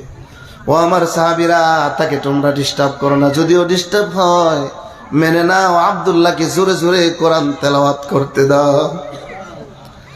আব্দুল্লাহ রাদিয়াল্লাহু তাআলা আনহু আসহাবে সুফফা, যে সকল গরীব সাহাবী আল্লাহর নবীর সঙ্গে ছিলেন, ওই গরীব সাহাবীদের সঙ্গে আব্দুল্লাহ দিনকাল কাটাচ্ছেন। যুদ্ধের ডাক আসলো, তাবুকের যুদ্ধ। সাহাবায়ে কেরাম দান করতে লাগলেন, যুদ্ধের জন্য রওনা হয়ে গেছেন আল্লাহর নবী যুদ্ধের জন্য। আব্দুল্লাহ যুল বিজাদাইন আল্লাহর নবীর কাছে গিয়ে বলতেছে, হে আল্লাহর নবী, এই মুসলিম নরনারীরা কত দান করলো, কিন্তু আমার কাছে তো কিছু নাই। আপনাকে দান করার জন্য আপনি আমার জন্য দোয়া করেন, যেন এই যুদ্ধের মধ্যে আমি আব্দুল্লাহ জীবনটা দিয়ে দিতে পারি। আল্লাহর নবী বললেন, গাছ থেকে একটা ছাল নিয়ে আসো। গাছ থেকে আব্দুল্লাহ একটা ছাল নিয়ে আসলেন, ওই ছালটা হাতের মধ্যে বেঁধে দিলেন আর বললেন, আল্লাহ, আয় আল্লাহ, আব্দুল্লাহ দেহকে কাফেরদের জন্য তুমি হারাম করে দাও। এবার আব্দুল্লাহ বললেন, ইয়া রাসূলুল্লাহ, আমি তো শাহাদাতের কামনা করি, আমার তো তামান্না আমি আল্লাহর পথে শহীদ হব। আপনি তো উল্টা দোয়া করে দিলেন। আল্লাহ নবী বললেন, আব্দুল্লাহ, তুমি যদি জ্বরেও মারা যাও অথবা উপর থেকে পড়েও মারা যাও, তুমি শাহাদাতের মর্যাদা পেয়ে যাবে। আব্দুল্লাহ ইবনে মাসউদ রাদিয়াল্লাহু তাআলা আনহু বলেন, একদিন রাত্রে আমি হঠাৎ করে দেখি ওমর রাদিয়াল্লাহু তাআলা আনহু বিছানায় নাই, বিশ্বনবী বিছানায় নাই, আবু বকর রাদিয়াল্লাহু তাআলা আনহু বিছানায় নাই। আমি ঘুরে ঘুরে দেখতে লাগলাম ওনারা কোথায়। দূর থেকে দেখলাম মিটমিট করে একটা আলো জ্বলতেছে। আমি কাছে গেলাম, ওখানে গিয়ে দেখলাম বেলাল রাদিয়াল্লাহু তাআলা আনহু একটা বাতি নিয়ে দাঁড়িয়ে আছে, আর আবু বকর ওমর রাদিয়াল্লাহু তাআলা আনহু একটা লাশ নিয়ে আসতেছেন। আল্লাহর নবী কবরের ভিতরে ডাকতেছেন যে সুন্দর করে ওনাকে নিয়ে, তাকে নিয়ে আস। আবু বকর ওমর রাদিয়াল্লাহু তাআলা আনহুমা লাশ নিয়ে কবরে যখন গেলেন, আল্লাহর নবী লাশ ধরলেন, কবরে রাখতেছেন, মাটি দিচ্ছেন আর বলতেছেন, আয় আল্লাহ, আজকে এই সন্ধ্যা পর্যন্ত আমি আব্দুল্লাহর প্রতি রাজি ছিলাম, খুশি ছিলাম। রব্বুল আলামিন, তুমিও তার প্রতি খুশি হয়ে যাও। ইবনে মাসউদ রাদিয়াল্লাহু তাআলা আনহু বলেন, আমার অনেক আফসোস হলো, আমি বললাম, ইয়া লাইতানি কুনতু সাহিবু হাযাল হুফরা, আয় আল্লাহ, আমি যদি এই কবরের বাসী হতাম তাহলে কত ভালো হতো, আমার ভাগ্যটা কত ভালো হতো। কারণ কয়জন সাহাবীর ভাগ্যে আছে যে আল্লাহর নবী নিজ হাতে তাকে দাফন করবেন। প্রিয় উপস্থিতি, আব্দুল্লাহ যুল বিজাদাইন লা ইলাহা ইল্লাল্লাহর মর্ম বুঝছেন, দুনিয়া সব কিছুকে বর্জন করেছেন, লা ইলাহা ইল্লাল্লাহকে ধরে রেখেছেন। ঈমানের সঙ্গে তার মৃত্যু হয়েছে, আর ঈমানের সাথে মৃত্যু হওয়ার কারণে আব্দুল্লাহ রাদিয়াল্লাহু তাআলা আনহু সফল হয়েছে। কথা বুঝতে পারছেন? আল্লাহ নবী এই জন্য বলেছেন, মান ক্বালা লা ইলাহা ইল্লাল্লাহ দাখালাল জান্নাহ, মান কানা আখিরু কালামিহি লা ইলাহা ইল্লাল্লাহ দাখালাল জান্নাহ। যে ব্যক্তির কালিমা, যে ব্যক্তির লাস্ট বাক্য হবে লা ইলাহা ইল্লাল্লাহ, সে জান্নাতি হবে। এখন আসেন, খালি লা ইলাহা ইল্লাল্লাহ বললেই জান্নাতি হয়ে যাব? কি বলেন? এই ওয়াজ করে যদি আমি এখান থেকে নেমে চলে যাই, তাহলে আজকে যারা যারা এই মাইক দিয়ে আজ আওয়াজ শুনছে সবাই, এবং আপনারা বলবেন, হুজুর আজকে ভালো ওয়াজই করছে, কারো উপর দেওয়া যায় নাই, কারো ক্ষতি করে নাই, সুদ ঘুষের বিরুদ্ধে বলে নাই, বেনামাজির বিরুদ্ধে বলে নাই, হারামখোরের বিরুদ্ধে বলে নাই, শুধু খালি বলে গেছে লা ইলাহা ইল্লাল্লাহ বললে জান্নাত। তাহলে যাই হোক, সুদখোরেরা একটু স্বস্তি পাবে। বোঝেন নাই মনে হয়? সুদখোরেরা একটু স্বস্তি পাবে, আর যারা খাদ্য ভেজাল দেয় তারা একটু স্বস্তি পাবে, যারা নামাজ পড়ে না তারাও একটু শান্তি পাবে। যাক, আজকের হুজুরের হইল এর একটা ওয়াজ। অন্য হুজুররা এসে, আমার আগের হুজুর মাশাআল্লাহ চমৎকার আলোচনা করে গেছেন নামাজ সম্পর্কে, বলে হে হুজুর কি কয়ে গেল, আর এ হুজুরে এসে কি গেল, ওয়াজ অনেক ব্যবধান, আকাশ আর জমিন। এই হুজুরেরটা অনেক ভালো লাগছে কথা বলতে। মানুষ হলো সুবিধাবাদ জিন্দাবাদ। মানুষ কি? মানুষ সুবিধাবাদ জিন্দাবাদ। এই জন্য এখনকার যে আলোচনাটা এটা করবো, এরপরে আলোচনা শেষ। এটা যদি না শোনেন তাহলে আগের গুলি সব বাদ। কিছু কিছু আমল আছে এটাকে ভাগ করা যায়, কিছু কিছু আমল আছে ভাগ করা যায় না। ধরেন 4 রাকাত নামাজ, সালাতুজ যোহর 4 রাকাত, কয় রাকাত? আপনি 4 রাকাত সালাত আদায় করলেন, সব কিছু করলেন, কিন্তু শেষ রাকাতে আত্তাহিয়াতু পড়েন নাই। শেষ রাকাতে আত্তাহিয়াতু না পড়ে উঠে চলে গেছেন, সালাম ফিরান নাই, আত্তাহিয়াতু পড়েন নাই, বলেন তো আপনার নামাজ হবে? দ্বিতীয় রাকাতে ইচ্ছা করে বসেন নাই, নামাজ হবে? হবে না। আপনি লাস্ট রাকাত পড়েন নাই, 3 রাকাত পড়ছেন, 3 রাকাতের সওয়াব হবে, কি বলেন? নামাজ হবে? হবে না। আবার কিছু আমল আছে এটাকে ভাগ করা যায়। যেমন ধরেন আপনি 50,000 টাকা নিয়ে ঘর থেকে বের হয়েছেন, 5,000 টাকা দান করছেন, আর 45,000 টাকা দান করতে পারেন নাই। নিয়ত করছিলেন যে 50,000-ই দান করবেন, বলেন তো সওয়াব পুরা পাইবেন নাকি পাইবেন না? বুঝা জবাব দেন। সওয়াব পাইবেন নাকি পাইবেন না? 5,000 টাকার পাইবেন। এক। দ্বিতীয়ত, কেউ 10,000 টাকা নিয়ে ঘর থেকে বের হয়েছে, আল্লাহর জন্য, আল্লাহর হস্তে মানুষকে দান করবে। একজনকে দান করছে আল্লাহর জন্য, আরেকজনকে দান করছে আল্লাহর জন্য, 2,000 টাকা দান করছে। এই তৃতীয়বারে কিছু লোক এলাকার জমা হয়েছে, তখন মনের মধ্যে অন্যরকম চিন্তা আসছে যে মানুষেরা দেখুক আমি একজন দানবীর, আমি দান করি। এমন লোক আছে কিনা? এখন 10,000 টাকা থেকে প্রথম, আরে দেখছেন বাঁশি বাজাইলে কেমন ওয়াজ করি, বাঁশি বাজান বন্ধ করেন না। এই তুমি বাঁশি একটু দূরে যায় বাজাও ভাই, ডিস্টার্ব করো না, আলোচনা শেষ। কথা বুঝেন না মনে হয়। প্রথম 2,000 দান করছে আল্লাহর জন্য, পরে 8,000 দান করছে মানুষকে দেখাবার জন্য। বলেন তো প্রথম 2,000 কবুল হবে না হবে না? হবে। কেন? কারণ 2,000-এর হিসাব আলাদা, 8,000-এর হিসাব আলাদা। কিছু আমল আছে ভাগ করা যায়, কিছু আমল আছে ভাগ করা যায় না। তো আজকের যে আলোচনাটা আমি এতক্ষণ করলাম, এই আলোচনাটা লাস্টের আলোচনা ছাড়া এটা ভাগ করা যাবে না। এটা লাস্টের আলোচনাটা হইলে পূর্ণ হবে, অন্যথায় পূর্ণ হবে না। আলোচনা শেষ করে উঠবেন নাকি শেষ করে দিব? শেষ করব। তাহলে এখন আসেন, পৃথিবীর বুঝে নাই না? আচ্ছা আবার বলি, আমার আলোচনার একটা পার্ট হয়েছে শেষ, আরেকটা পার্ট বাকি আছে। কিন্তু এই যে ফার্স্ট পার্ট, যেটা প্রথম যে পর্বটা, এটা পরবর্তী পর্বের সাথে সম্পৃক্ত।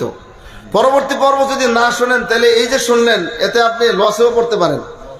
না আপনি তো শুধু লা ইলাহা ইল্লাল্লাহ বলে নামাজও পড়বেন না, আপনি তো লা ইলাহা ইল্লাল্লাহ বলবেন, আর অনেক কাজ আপনি দায়িত্ব পালন করবেন না। এই জন্য বলতেছি বাকি যে পর্বটা আছে এটা কি এখন বলবো নাকি আগামী বছরের জন্য রেখে দেবো? আগামী বছরের জন্য হলে ভালো হয় না? আপনাদের মধ্যে একটা আকর্ষণ থাকবে যে না এই হুজুররা আবার সামনের বছর নিয়ে আসতে হবে, কারণ এটা তো আমাদের শুনতে হবে। কি বলেন? বলে দিব? যা তাওয়াক্কাল তো আল্লাহ, দাওয়াত পাই আর না পাই বলে দিব তাওয়াক্কাল। জাযাকুমুল্লাহু খায়রান। বিশ্বের প্রায় সমস্ত উলামায়ে কেরাম বললেই চলে একমত, এই লা ইলাহা ইল্লাল্লাহর যত ফজিলতগুলি বললাম, এই ফজিলত পাওয়ার জন্য শর্ত 7টা। ফজিলত পাওয়ার জন্য শর্ত কি? 7টা শর্ত। বুঝেন তো? শর্ত বুঝেন? শর্ত হচ্ছে যেমন কথার কথা, নির্বাচন আসছে, দাঁড়াইতে পারবেন, শর্ত হচ্ছে আপনার 18 বছর হইতে হবে। আপনি যদি আপনার 10 বছরের বাচ্চাটা নিয়ে নির্বাচনে দাঁড় করাইতে যান, পারবেন? কেন? শর্ত পাওয়া যায় না, এটাকে তো বলা হয় শর্ত। এমন হাজারো দৃষ্টান্ত দিয়ে বোঝানো যাবে, বুঝাইলাম আর কি একটা দিয়া। তো এখন আপনি গরু কিনছেন কুরবানির সময়, আরেকটা দৃষ্টান্ত দিয়ে বুঝাই গেলে একটু সহজে বুঝবেন।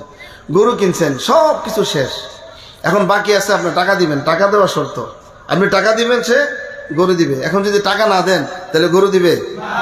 দিবে না। এমনই শর্তে বিভিন্ন জায়গায় শর্ত আছে, শর্ত না পাওয়া গেলে ফল পাওয়া যায় না। তো লা ইলাহা ইল্লাল্লাহর যে ফজিলত, যে আলোচনাটা করলাম, সংক্ষিপ্তভাবে করলাম, এই সংক্ষিপ্ত আলোচনার মূল সার সংক্ষেপ হচ্ছে পরবর্তী এই শর্তগুলি আমাদের পূরণ করতে হবে। যদি শর্তগুলি পূরণ করি তাইলে লা ইলাহা ইল্লাল্লাহর ফায়দাগুলো আমরা পেয়ে যাব। আল্লাহ তাআলা আমাদের সকলকে এই শর্তগুলি শিখবার, বুঝবার তৌফিক দান করুক। বলেন আমিন। ভাই, এটা হচ্ছে মৌলিক বিষয়। আমি কিন্তু আজকে আপনাদের সামনে অন্য বিষয় নিয়ে, সাবজেক্ট নিয়ে আলোচনা করতে পারতাম, মুখরোচক বিষয় নিয়ে আলোচনা করতে পারতাম, নানান ধরনের কিচ্ছা বলে আপনাদেরকে কান্না করাইতে পারতাম, আমার জানা আছে। কিন্তু আমি চিন্তা করছি কোন বিষয়টা আমাদের জন্য দরকার। এখন আমাদের জন্য সবচেয়ে বড় দরকার ঈমানের বিষয়ে আলোচনা করা। আহারে, আমাদের অনেক মুমিন ভাইদের আমাদের সমাজে আমাদের সঙ্গে বসবাস করে, কিন্তু ওদের ঈমানটা বের হয়ে গেছে, জানেও না। ঈমান যে কোন দিক দিয়ে চলে গেছে টেরও পায় না। এই জন্য ঈমানি বিষয়গুলি আলোচনা করার দরকার আছে কি নাই? সব আলোচনার মধ্যে সুর খুঁজবেন না, সব আলোচনার মধ্যে শুধু লাইলে মসজিদ কিচ্ছা খুঁজবেন না। কোরআন সুন্নাহর আলোচনার মধ্যে এসে শুধু কোরআন সুন্নাহর আলোচনা শুনতে চাইবেন। হুজুর যদি কোরআন সুন্নাহর আলোচনা করে তাইলে শুনবেন, বাইরে থেকে আলোচনা করবেন, স্লিপ দিয়ে দিবেন হাতের মধ্যে যে হুজুর দলিল দিয়ে কথা বলেন। এই সমস্ত কথা বলে আমাদের কোনো লাভ নাই। কে কি স্বপ্ন দেখছে 1 ঘন্টা পার করে দিলেন, আমাদের কি লাভ হইলো? কথা বুঝেন নাই? আমি আমার দাদার কথা বললাম, বাবার কথা বললাম, আপনাদের কি লাভ হবে? আপনাদেরকে যদি কোরআন থেকে শোনাই, সাহাবায়ে কেরামদের কথা শোনাই, নবীদের কথা শোনাই, তাইলে তো আপনাদের কি হবে? লাভ হবে। কারণ কোরআন হচ্ছে পুরোটাই ওয়াজ। তাহলে ভাই কি বললাম, সমস্ত উলামায়ে কেরাম একমত লা ইলাহা ইল্লাল্লাহ সুফল পেতে হলে শর্ত কয়টা? খেয়াল থাকবো তো ইনশাআল্লাহ? খুব খেয়াল করবেন। পরীক্ষা করবো কিন্তু 7টা বলার পরে দেখবো কে কে বলতে পারে 7টা শর্ত। 1 নাম্বার শর্ত হচ্ছে আল ইলমু, লা ইলাহা ইল্লাল্লাহর জ্ঞান অর্জন করা। 1 নাম্বার শর্ত লা ইলাহা ইল্লাল্লাহ জ্ঞান অর্জন করা। এবার বলেন 1 নাম্বার শর্ত কি? জ্ঞান অর্জন করা। তো এই বিষয়ে 2-1টা কথা না বলে যদি খালি শর্ত বলে যায় তাহলে তো আবার বুঝবেন না। এই বিষয়ে একটু 2-1 মিনিট কথা বলে যায়, বাকিগুলি এত লম্বা হবে না, এটা শুধু একটু বলে যায়। তো এখন অর্থ জানা শর্ত। অর্থ জানবেন? আপনারা তো জানেন, এরপর একটু বলি। লা ইলাহা ইল্লাল্লাহ, আল্লাহ ছাড়া কোনো হক মাবুদ নাই, আল্লাহ ছাড়া কোনো সত্য উপাস্য নাই। এখন বলবেন সত্য কেন ঢুকাইছেন? কারণ আল্লাহ ছাড়া পৃথিবীতে অনেক মাবুদ আছে, আছে কি নাই? কারণ খ্রিস্টানরা তারা দাবি করে মারিয়াম আলাইহিস সালাম আল্লাহর স্ত্রী, আর ঈসা আলাইহিস সালাম আল্লাহর সন্তান। এইভাবে তারা 3 আল্লাহ বিশ্বাসী, 3 খোদায় বিশ্বাসী। ইহুদিরা বলে উযাইর আলাইহিস সালাম আল্লাহর বেটা। ইহুদিরা 2 খোদায় বিশ্বাসী। আবার মক্কাতে আল্লাহর নবী যখন লা ইলাহা ইল্লাল্লাহর দাওয়াত দেওয়া শুরু করেছেন, তখন শুধু কাবা ঘরের ভিতরে ছিল 360টা মাবুদ। আছিল কি নাই? যখন আল্লাহর নবী এক মাবুদের কথা বললেন, তখন তারা এটা প্রত্যাখ্যান করলেন। সূরাতুস সাদ আয়াত নাম্বার 5। তারা বললেন আজআলাল আলিহাতা ইলাহান ওয়াহিদা ইন্না হাযা লাশাইউন উজাব। তারা আশ্চর্যান্বিত হয়ে বলতেছে এটা কেমন কথা, তারা এত এত খোদারে এক খোদায় পরিণত করে দিছে। তাহলে বোঝা গেল আল্লাহ ছাড়াও হক, আল্লাহ ছাড়া হক মাবুদ ছাড়া হক উপাস্য ছাড়াও পৃথিবীতে উপাস্য আছে। তাহলে প্রথম বললাম খ্রিস্টানদের কথা, ইহুদিদের কথা, মক্কার কুরাইশদের কথা। আর বর্তমানেও আছে। বর্তমানে কারা আছে? আমাদের সমাজে নামদারি কিছু মুমিন আছে যারা মাজারে যায়, কবরওয়ালার কাছে যায় চায় কোন পীর বুজুর্গ নবীদেরকে আল্লাহর সাথে দাঁড় করায়। তারা বিশ্বাস করে আল্লাহর যেমন ক্ষমতা আছে নবীদেরও তেমন ক্ষমতা আছে, আল্লাহর যেমন ক্ষমতা আছে পীর বুজুর্গদেরও তেমন ক্ষমতা আছে, আল্লাহর যেমন ক্ষমতা আছে এই কবরওয়ালার তেমন ক্ষমতা আছে। আর এই কারণেই দেখা যায় নির্বাচন যখন আসে নমিনেশন পাওয়ার জন্য চলে যায় বাবা শাহজালালের দরবারে, যে ওখানে যায় দোয়া করলে হয়তো নমিনেশন পাওয়া যাবে। আবার যখন নমিনেশন পায় নির্বাচনে বিজয় হওয়ার জন্য আবার যায় মাজারে। উদ্দেশ্য কি? কারণ মাজারে যায় দোয়া করলে কবুল হবে, একটা ধারণা মানুষের মধ্যে আছে কি নাই? কেউ কেউ ডাইরেক্ট চায়, কেউ কেউ ডাইরেক্ট চায় না, আল্লাহর কাছে চায়, মাজারে যায় চায়। দুইটাই সঠিক না। প্রথমটা তো সরাসরি শিরিক, দ্বিতীয়টা হচ্ছে ছোট শিরিক। ওখানে যান কেন? কারণ আল্লাহকে পৃথিবীর যে কোনো জায়গা থেকে ডাকা যায়। আল্লাহ এবং আল্লাহর রসুল কোথাও বলেন নাই মাজারে গিয়ে দোয়া করলে আল্লাহ বেশি কবুল করেন, এটা বলেন নাই। আল্লাহর নবী আমাদেরকে শিখাইছেন নামাজের মধ্যে সিজদার মধ্যে যায়া দোয়া করলে আল্লাহ বেশি কবুল করেন। আযান এবং ইকামতের মাঝে দোয়া করলে দোয়া কবুল করেন। ফরজ নামাজের পরে বসে দোয়া করলে দোয়া কবুল করেন। কিন্তু আল্লাহ নবী কিন্তু বলেন নাই মাজারে যায়া দোয়া করলে দোয়া কবুল করেন। তাহলে এমন আছে নাকি? নামে বেনামে বিভিন্নভাবে আল্লাহ ছাড়া, হক মাহবুদ ছাড়া বাতিল মাহবুদ আছে কি নাই? এজন্য আল্লাহ বলেন ذلك بأن الله هو الحق وأن ما يدعون من دونه هو الباطل। আল্লাহ ছাড়া ওরা যাদেরকে ডাকে ওরা হচ্ছে সব বাতিল, একমাত্র হককে একমাত্র আল্লাহ রাব্বুল আলামিন হক। এই জন্য অর্থ হচ্ছে আল্লাহ ছাড়া সঠিক বা সত্য কোনো মাবুদ নাই। বলেন আল্লাহ ছাড়া সত্য কোনো মাবুদ নাই। তাইলে এখন আসেন দুই ভাগে অর্থটা বুঝেন। লা ইলাহা ইল্লাল্লাহ, লা ইলাহা হচ্ছে না সূচক, নেতিবাচক, নেগেটিভ, সালবিয়া। আর ইল্লাল্লাহ হচ্ছে পজিটিভ, হা সূচক, ইজাবিয়া। লা ইলাহা মানে কোনো ইলাহা নাই। দেখেন প্রথমে আমরা বলি নাই, প্রথমে কি বলি? নাই। এরপরে আমরা সাব্যস্ত করি যে আছে একমাত্র কে? আল্লাহ। এখন ধরেন আপনার বাড়িতে মৌমাছি একটা বাসা বানাইছে, মধু হয়েছে, এই মধুর চা কাটার পরে ওখান থেকে মধু সংগ্রহ হয়েছে, আপনাকে 2 কেজি দিবে। তখন আপনার তো ঘরে ডাক দিয়ে বলবেন যে একটা পরিষ্কার পাত্র নিয়ে আসো। কি বলবেন? একটা পরিষ্কার পাত্র নিয়ে আসো, মধুগুলি রাখবো। কারণ পাত্রের মধ্যে যদি ময়লা থাকে তাহলে মধু রাখলে মধুও ময়লা হয়ে যাবে। ঠিক তেমনি ভাবে আগে অন্তরকে পরিষ্কার করতে হবে, সকল মাহবুদকে অস্বীকার করতে হবে। পুরান মাহবুদ, নতুন মাহবুদ, বড়টা, মাঝারিটা, ছোটটা, কোনো মাহবুদ নাই। একবারে অন্তরটাকে কি করতে হবে? পাত্রটাকে পরিষ্কার করেন। আগে দুধ রাখার আগে পাত্র পরিষ্কার করেন, দুধ রাখার আগে। এরপরে আপনি ভালো জিনিসটা রাখেন। আগে আপনার অন্তরের মধ্যে সমস্ত ইলাকে অস্বীকার করেন, পরিষ্কার করেন, এরপরে রাখবেন শুধু কাকে? আল্লাহ। এই জন্য সূরাতুল বাকারা আয়াত নাম্বার 256 রব্বুল আলামিন বলেন ফামান ইয়াকফুর বিত্তাগুতি ওয়া ইউমিন বিল্লাহ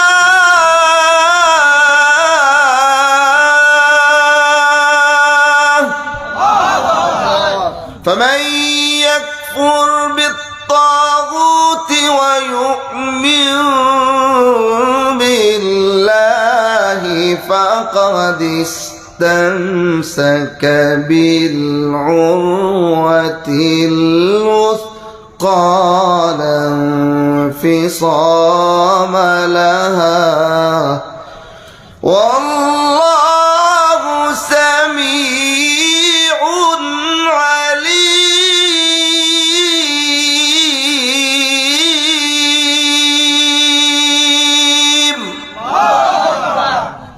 যে ব্যক্তি প্রথমে সমস্ত মাবুদকে অস্বীকার করবে, আল্লাহ বলেন ফামান ইয়াকফুর বিত্তাগুত, আল্লাহ ছাড়া যত মাবুদ রয়েছে সমস্ত মাবুদকে যে ব্যক্তি প্রথমে অস্বীকার করবে, বর্জন করবে, এরপরে ওয়া ইউমিন বিল্লাহ, শুধু একমাত্র আল্লাহর উপরে বিশ্বাস করবে, আল্লাহ বলেন ফাকাদ ইসতামসাকা বিল উরওয়াতিল উসকা, সেই ব্যক্তি শক্ত রশি ধারণ করলো, ধরলো, লা ইনফিসাম লাহা, এটা কখনো ছিড়বে না। তাহলে এবার বুঝে আসছে লা ইলাহা ইল্লাল্লাহর অর্থ বুঝছেন ভালোভাবে? তাহলে প্রথম শর্ত হচ্ছে, 7টা শর্তের মধ্যে প্রথম শর্ত হচ্ছে ইলম, লা ইলাহা ইল্লাল্লাহর বিষয়ে জানা, লা ইলাহা ইল্লাল্লাহর বিষয়ে জানা। ফাআলাম আন্নাহু লা ইলাহা ইল্লাল্লাহ, আল্লাহ বলেন জেনে নাও আল্লাহ এক, লা ইলাহা ইল্লাল্লাহ, আল্লাহ ছাড়া কোনো হক মাবুদ নাই। 2 নাম্বার হচ্ছে ইয়াকিন। 2 নাম্বার কি? ইয়াকিন। ইয়াকিন মানে হচ্ছে সন্দেহ ছাড়া বিশ্বাস। ইয়াকিন মানে কি? সন্দেহ ছাড়া বিশ্বাস। এজন্য রব্বুল আলামিন বলেন ইন্নামাল মুমিনুনা আল্লাযীনা আমানু বিল্লাহি ওয়া রাসূলিহি সুম্মা লাম ইয়ারতাবু ওয়া জাহাদু বিআমওয়ালিহিম ওয়া আনফুসিহিম ফি সাবিলিল্লাহ, তারাই মুমিন যারা ঈমান আনার পরে আল্লাহ আল্লাহ রাসূলের উপরে সন্দেহ করে না। যদি সন্দেহ করে ঈমান নাই। তাহলে 1 নম্বর শর্ত হচ্ছে জানা, লা ইলাহা ইল্লাল্লাহর বিষয়ে জানা, জ্ঞান অর্জন করা। 2 নাম্বার হচ্ছে সন্দেহ ছাড়া বিশ্বাস করা, ইয়াকিন। 3 নাম্বার হচ্ছে as-সিদক, সততা, অর্থাৎ মুখের সাথে মনের মিল থাকা। মুনাফিকদের মুখে একটা, মনে আরেকটা, কিন্তু সততা হচ্ছে মুখে যা থাকবে মনে তা থাকবে। এই জন্য মুনাফিকরা এসে বলতো ইযা জাআকাল মুনাফিকুনা ক্বালু নাশহাদু ইন্নাকা লারাসূলুল্লাহ, মুনাফিকরা এসে বলতো, হে নবী আপনি আল্লাহর রাসূল। আল্লাহ বলেন, আল্লাহু ইয়ালামু আন্নাকা রাসূলুল্লাহ ওয়াল্লাহু ইয়াশহাদু আন্নাল মুনাফিকিনা লাকাযিবুন। এরা মিথ্যাবাদী, এদের মুখের সাথে মনের মিল নাই। তাহলে 1 নাম্বার হচ্ছে লা ইলাহা ইল্লাল্লাহ সম্পর্কে জ্ঞান অর্জন করা, 2 নাম্বার হচ্ছে সন্দেহ ছাড়া বিশ্বাস করা, 3 নাম্বার সততা, মুখের সাথে মনের, বলার সাথে মনের মিল থাকা, 4 নাম্বার হচ্ছে আল কবুল। কবুল মানে হচ্ছে গ্রহণ করা। লা ইলাহা ইল্লাল্লাহ বলার পরে যত দায়িত্ব চলে আসে এই দায়িত্বগুলো গ্রহণ করা। কবুল বোঝেন খুব সহজে, বিয়ে করার সময় বলেন না কবিল তো, আমি গ্রহণ করলাম, কবুল বলেন কিনা আপনারা? আছে নাকি? যখন কোনো একটা ছেলে বলে কবুল, কবুল বলার পরেই ওই মেয়ের শাড়িটা কিনে দিতে হবে, মেয়ের থাকার জায়গা দিতে হবে, তার খাবারের ব্যবস্থা করতে হবে। এটা বুঝে না এমন কোন যুবক বাংলাদেশে আছে?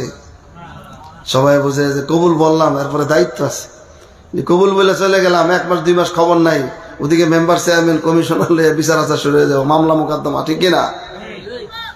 তাহলে কবুল বলার পরে দায়িত্ব থাকে। ঠিক তেমনি ভাবে লা ইলাহা ইল্লাল্লাহ সম্পর্কে জানলেন, সন্দেহ ছাড়া বিশ্বাস করলেন, 3 নম্বর আপনার সততা আছে, মন থেকে আপনি এটা বলছেন, কিন্তু এখন কবুল করতে হবে। আর কবুল লা ইলাহা ইল্লাল্লাহর কবুল করা মানে হচ্ছে লা ইলাহা ইল্লাল্লাহর দাবি পূরণ করতে হবে। সংক্ষেপে বলতেছি, 4 নাম্বার বললাম, তাই না? 5 নাম্বার হচ্ছে মাহাব্বা, মুহাব্বত করতে হবে। লা ইলাহা ইল্লাল্লাহর সাথে কি থাকতে হবে? মুহাব্বত থাকতে হবে। জন্য সূরাতুত তাওবা আয়াত নাম্বার 28 রব্বুল আলামিন বলেন, কুল ইন কানা আবাউকুম ওয়া আবনাউকুম ওয়া ইখওয়ানুকুম ওয়া আজওয়াজুকুম ওয়া আশীরাতুকুম ওয়া আমওয়ালুন ইকতারাফতুমুহা ওয়া তিজারাতুন তাখশাউনা কাসাদাহা ومساكن ترضونها أحب إليكم من الله ورسوله وجهاد في سبيله فتربصوا حتى يأتي الله بأمره। আল্লাহ রাব্বুল আলামিন বলেন, হে নবী আপনি বলেন, তোমাদের বাপদাদারা, তোমাদের সন্তানেরা, তোমাদের ভাইয়েরা, তোমাদের স্ত্রীরা, তোমাদের গোষ্ঠীর লোকেরা এবং তোমাদের জমানো সম্পদ এবং তোমাদের ওই ব্যবসা, যে ব্যবসা ক্ষতি হওয়ার সম্ভাবনা, মানে হচ্ছে আসরের সময় অনেক কাস্টমার দোকান বন্ধ করে নামাজ পড়তে গেলে ক্ষতি হয়, এই যে ক্ষতি হওয়ার ব্যবসার সম্ভাবনা, এবং তোমাদের ঘর বাড়ি, যে ঘর বাড়ি তোমরা অনেক পছন্দ করো, তোমাদের পছন্দের ঘর বাড়ি, এই সব থেকে যদি আল্লাহ আল্লাহর রাসূল তোমাদের কাছে বেশি প্রিয় না হয়, তবে তোমরা অপেক্ষায় থাকো রব্বুল আলামিনের শাস্তির অপেক্ষা। তাহলে সব কিছু থেকে বেশি মহব্বত করতে হবে কাকে? সব কিছুকে বেশি মহব্বত কাকে করতে হবে? আল্লাহ এবং আল্লাহর রাসূলকে। বাংলাদেশের মানুষেরা করে কিনা? আরে কি বলেন, করে কিনা? আমাদের সৌভাগ্য কিনা যে আমরা লা ইলাহা ইল্লাল্লাহর দলের মানুষ। বিশ্বে 800 কোটি মানুষ, 800 কোটি মানুষের মধ্যে 200 কোটি হচ্ছে লা ইলাহা ইল্লাল্লাহ বলনেওয়ালা, নামাজ পড়ুক আর না পড়ুক, শুধু লা ইলাহা ইল্লাল্লাহ বলনেওয়ালা প্রায় কত কোটি? 200 কোটি। এই 200 কোটির মধ্যে বাংলাদেশে প্রায় 92% লা ইলাহা ইল্লাল্লাহ বলার লোক, নাকি না? মিথ্যা বলতেছি না, সত্য? তাহলে এটা কি আমরা গর্বিত নাকি দুঃখিত? খুশি তো? এই দেশ আলহামদুলিল্লাহ আমাদের জন্য বড় নিয়ামত। যে দেশের রাজধানীকে বলা হয় মসজিদের শহর, যে দেশে সবসময় আজান শুনে ঘুম ভাঙে, আজান শুনে ঘুমাইতে যায়, আজান শুনে খাইতে যায়, ঠিক কিনা?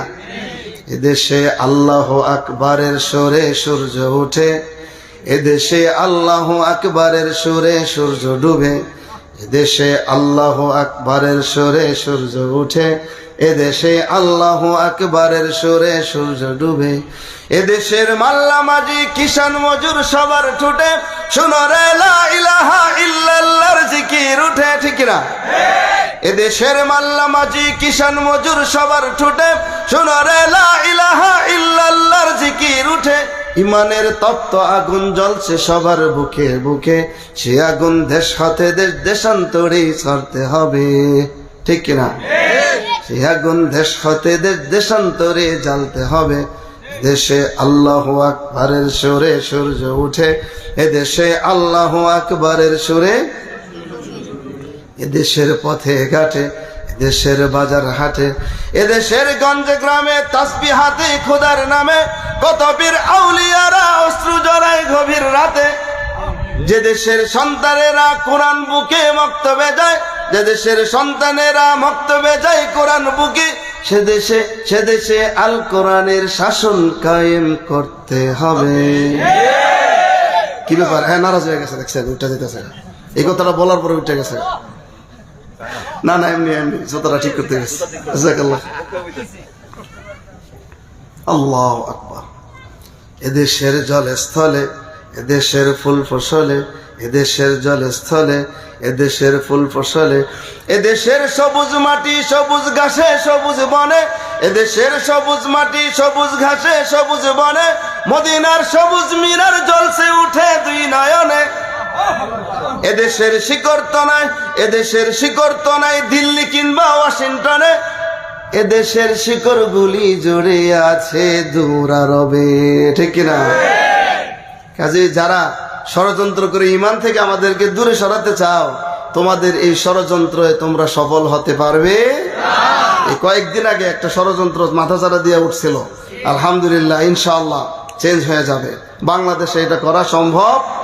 এই দেশের মুসলমান যতদিন বেঁচে থাকবে, কোরআনের উপরে, হাদিসের উপরে, আল্লাহর নবীর উপরে, আল্লাহর ব্যাপারে এই দেশের মুসলমানরা আপোষ করবে নাকি আপনারা করবেন? করার ইচ্ছা আছে?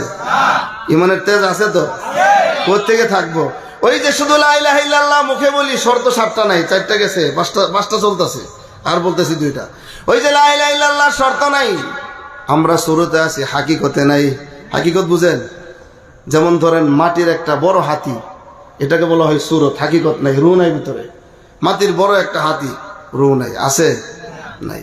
আবার কাগজের মধ্যে দেখবেন বাঘ আছে, বাঘের ছবি আছে, ওই বাঘের ছবির উপরে বাচ্চা খাওয়ার সময় যায় 1-2টা চিনির গুঁড়া পড়ে গেছে বাঘের উপরে, তখন পিঁপড়া এসে বাঘটা খাই ফেলছে। বুঝেন না মনে? আর কাগজের মধ্যে বাঘের ছবি থাকে না, আর বাঘের ছবির মধ্যে মধু পড়ছে, এই মিষ্টি পড়ছে, এখন যে পিঁপড়ায় কাগজ খাইতেছে, খাইতে খাইতে পুরো বাঘটাই খাই ফেলছে। আচ্ছা বলেন তো, পিঁপড়ায় কি বাঘ খাইতে পারে? আরে কথা বলেন না, পিঁপড়ায় বাঘ খাইতে পারে? আমি বলি পারে। খাইছে না, বইয়েরটা পারে। আমরা যে মুসলমান, হাকিকত তো নাই, আমাদের হাকিকত নাই, সুরতাল শুধু মুখে বলি লা ইলাহা ইল্লাল্লাহ, এই যে দানা তসবিহ পড়ে লা ইলাহা ইল্লাল্লাহ, আর ঘুষের টাকা হিসাব করে করে লয়। আসেনি এমন মোমেন? লা ইলাহা ইল্লাল্লাহ পুরাই পড়তেছে, আবার ঘুষের টাকাটা কি করে লয়? হিসাব করে করে, ঘুষের টাকা ছাড়ে না। আসেনি এমন লোক? আবার এমন লোক আছে হজ করে, 7 বার হজ করছে, কিন্তু এর ধাক্কা ধাক্কি যায় না। প্রতিবেশী হের জ্বালায় শান্তিতে ঘুমাইতেও পারে না, শান্তিতে থাকতে পারে না। আছে কিনা এমন? মানুষের উপকার, মানুষের ভালোর জন্য কাজ করে না, সে মনে করে খালি লা ইলাহা শুধু বললে না না, 7টা শর্ত পূরণ করতে হবে। কি করতে হবে? 7টা শর্ত পূরণ করতে হবে। অনেক শুকরের গোস্ত খাওয়া হারাম, মুসলমানেরা এটা খায় না। খুব গর্ব করে কয়, আমি যখন মালয়েশিয়া যাই, আমি যখন আমেরিকা যাই, জাপানে যাই, খাওয়াটা আমি খুব হিসাব করে খাই, কারণ এরা তো শুকরের গোস্ত ব্যবহার করে জাপানে, বুঝেন নাই? খুব চিন্তা ভাবনা করে খায়। বুঝানোর জন্য বলতেছে, কেমন এই একদিন একটা ঢুকে গেছে, বুঝতে পারে নাই, খুব স্বাদ করে খাইছে। খাওয়ার পরে একজনে কইতেছে, আমরা যে খাইছেন, কি খাইছেন? কোনা গোস্তগুলো অনেক সফট হয়েছে, খাইতে অনেক ভালো লাগছে, খুব খাইছি। এরপরে এই যে হাড্ডিগুলি কসকস কসকস করছে, খুব খাইছি। আরে খাইছেন তো ভালো কথা। আরে কিসের গোস্ত? কি হবো? খাসির গোস্ত হবো? শুকরের গোস্ত না। কিসের গোস্ত? এটা বলার পরে ভাই মুখের ভিতরে আঙ্গুল দিয়া সব বুবি করা। এই যে কবে জাপানে খাইছে, বাংলাদেশে আসার পরে যখন কোনো একটা আয়োজন হয়, খাইতে হয়, পিছনের থেকে একজনে যদি খেলে এতটুকু খালি কয় জাপান, এটা কইলে আর খাওয়া বন্ধ। কি কয়? জাপান কইলে খাওয়া বন্ধ। এই কথা মনে হয়ে যায়, ওই যে শুকরের গোস্তটা খাইছিল। আচ্ছা আপনি দেখেন, একেবারে জীর্ণ শীর্ণ খাসির গোস্ত কত টাকা কেজি? 800, 1000। জীর্ণ শীর্ণ বড় বাতাস এলে উড়ে চলে যাবে। কিন্তু দেখবেন খাসি যেন কমাইতেছে, পাশে একটা কুকুর দাঁড়ায় রয়েছে, একেবারে মোটা সোটা মাতিন। হ্যাঁ, কিন্তু কুকুরের গোস্ত কত কেজি নিবেন? কেন নিবেন না? হারাম। এখন বলেন আরো কিছু হারাম আছে কিনা? আরে মিয়া, যে লোকটা জাপান যায় শুকুরের গোস্ত খেয়ে বমি করে ফালাই দিছে, কুকুরের গোস্ত খায় না, হারাম তো আরো কিছু আছে। এটা তো মজা করে কেমনে খান? আপনি যে হারাম টাকাটা দিয়ে আঙ্গুর কিনে না খাইছেন, আপনি মনে করেন হারাম টাকা দিয়ে খেজুর কিনা রমজানের ইফতারিটা করলেন, সুন্নত ইফতারি। আপনার টাকাটা তো হারাম, খেজুরটা যদিও হালাল, কিন্তু বুঝেন নাই, বুঝেন নাই। খেজুর কি হারাম না হালাল? আমি তো বলবো হারাম। হারাম টাকা দিয়ে খেজুর কিনছেন, খেজুর তো হালাল, ঠিক আছে, খাওয়া হালাল, কিন্তু কিনছেন কি দিয়া? হারাম খাইলেন না হালাল খাইলেন? শুকরের গোস্তটা যেমন হারাম, এই খেজুরটাও আপনার জন্য তেমনি হারাম হয়ে গেল। আল্লাহ নবী বলেছেন, কুল্লু লাহমিন নাবাতা মিন সুহতিন ফান্নারু আওলা বিহি। শরীরের যে অংশটা হারাম খাদ্য দিয়ে হইল, তৈরি হলো, সেই অংশটা জাহান্নামে যাবে। লম্বা ওয়াজ করা যাবে না, অনেক রাত হয়েছে, শহরের মানুষ ঘুমাবে, কাজ আছে। আর বাকি রয়েছে কয়টা? 2টা। 6 নাম্বার হচ্ছে ইখলাস। ইখলাস বুঝেন? ইখলাস হচ্ছে শিরিক মুক্ত লা ইলাহা ইল্লাল্লাহ বলতে হবে, শিরিক থাকা যাবে না। আপনি লা ইলাহা ইল্লাল্লাহ বলবেন আর ওই মাজারের নামে মান্নত করবেন, হয় নাই। এই লা ইলাহা ইল্লাল্লাহ আপনাকে পার করতে পারবে না। আপনি মান্নত কেন করলেন ওই পীরের নামে? কেন মাজারে আপনি মুরগি নিয়ে গেলেন? মহিলারা আমাদের দেশের বোকা বেশি, মহিলারা যায় বেশি মাজারে আর বাজারে। কই যায়?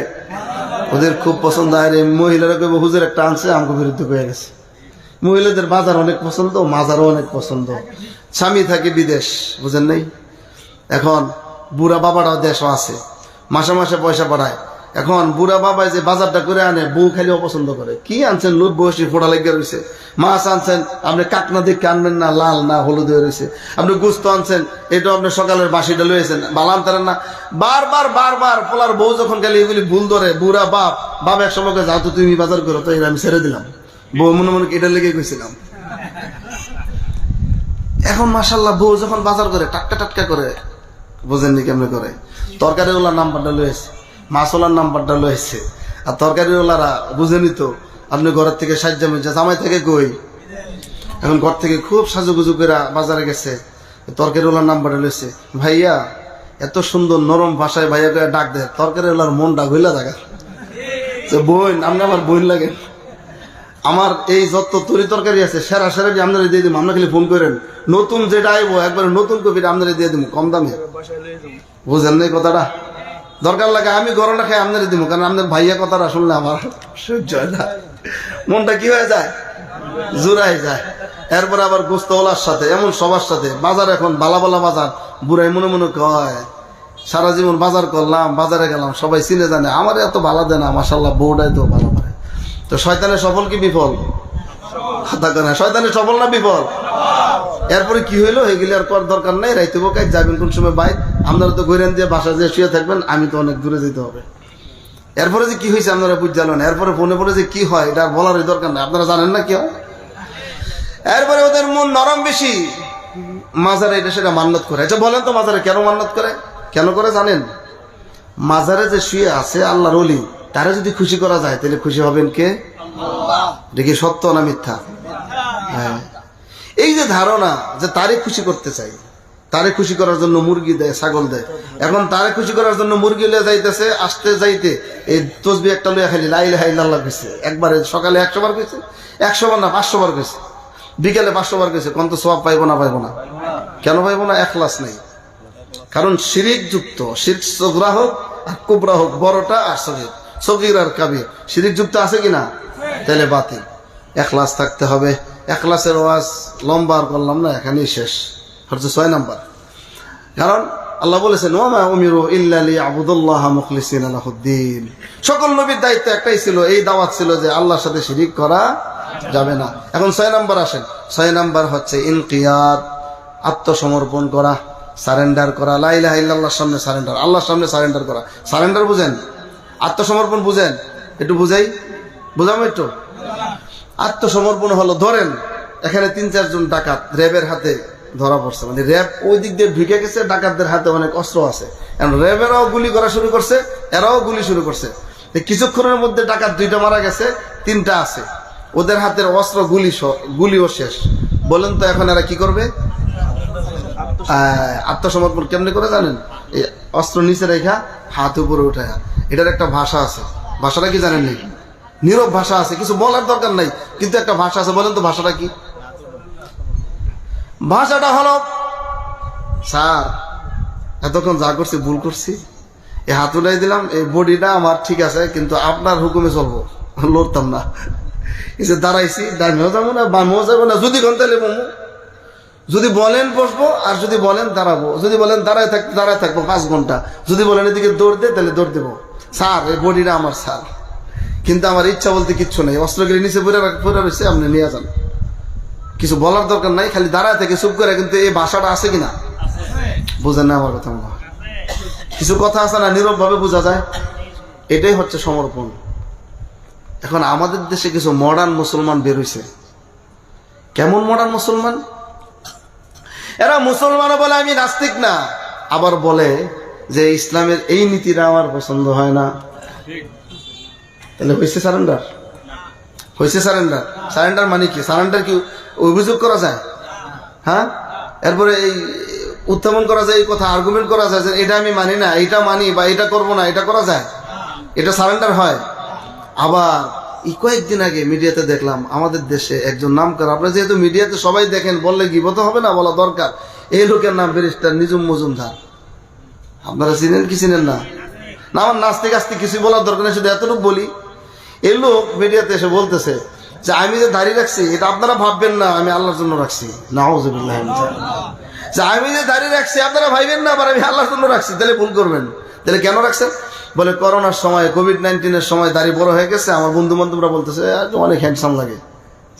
কি লাগে? দেখতে ভাল লাগে।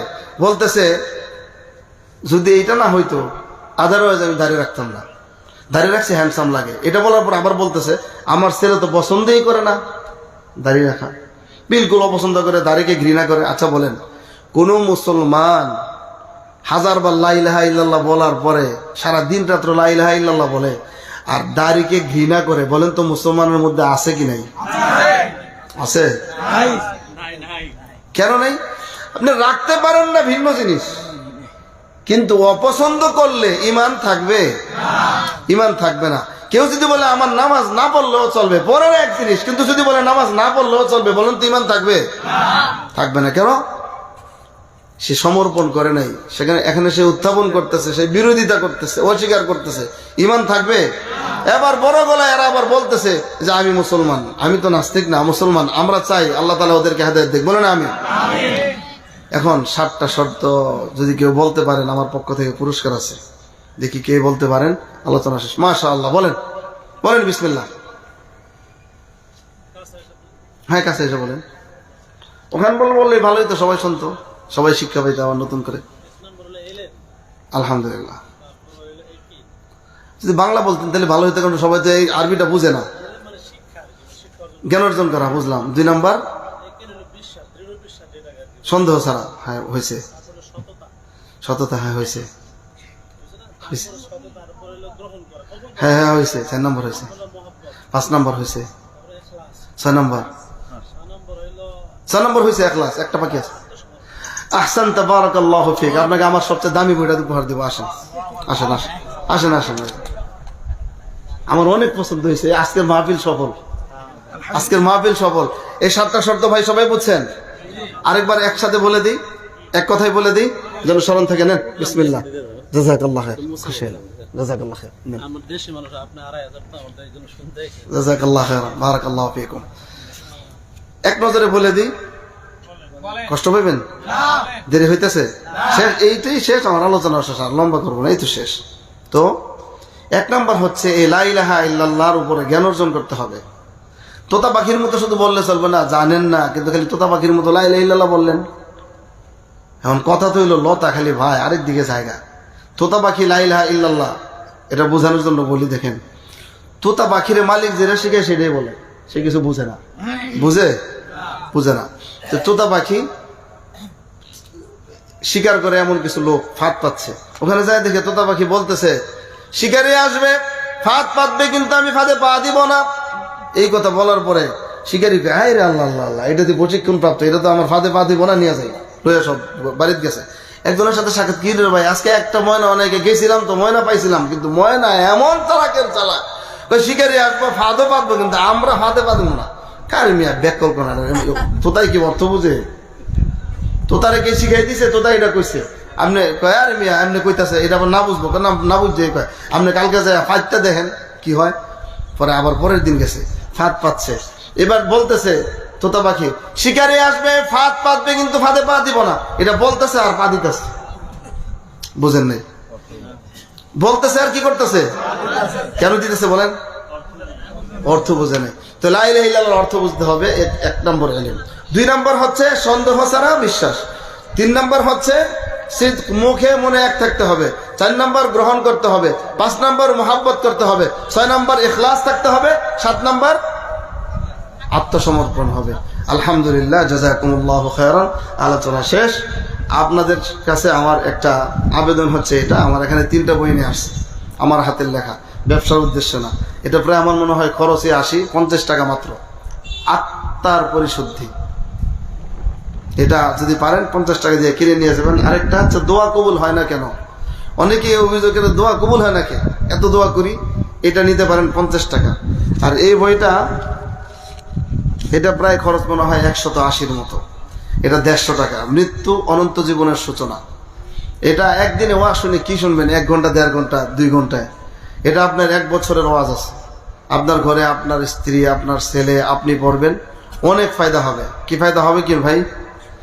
এখানে মৃত্যুর যন্ত্রণা, এরপরে কিভাবে দাফন কাফন, মৃত ব্যক্তি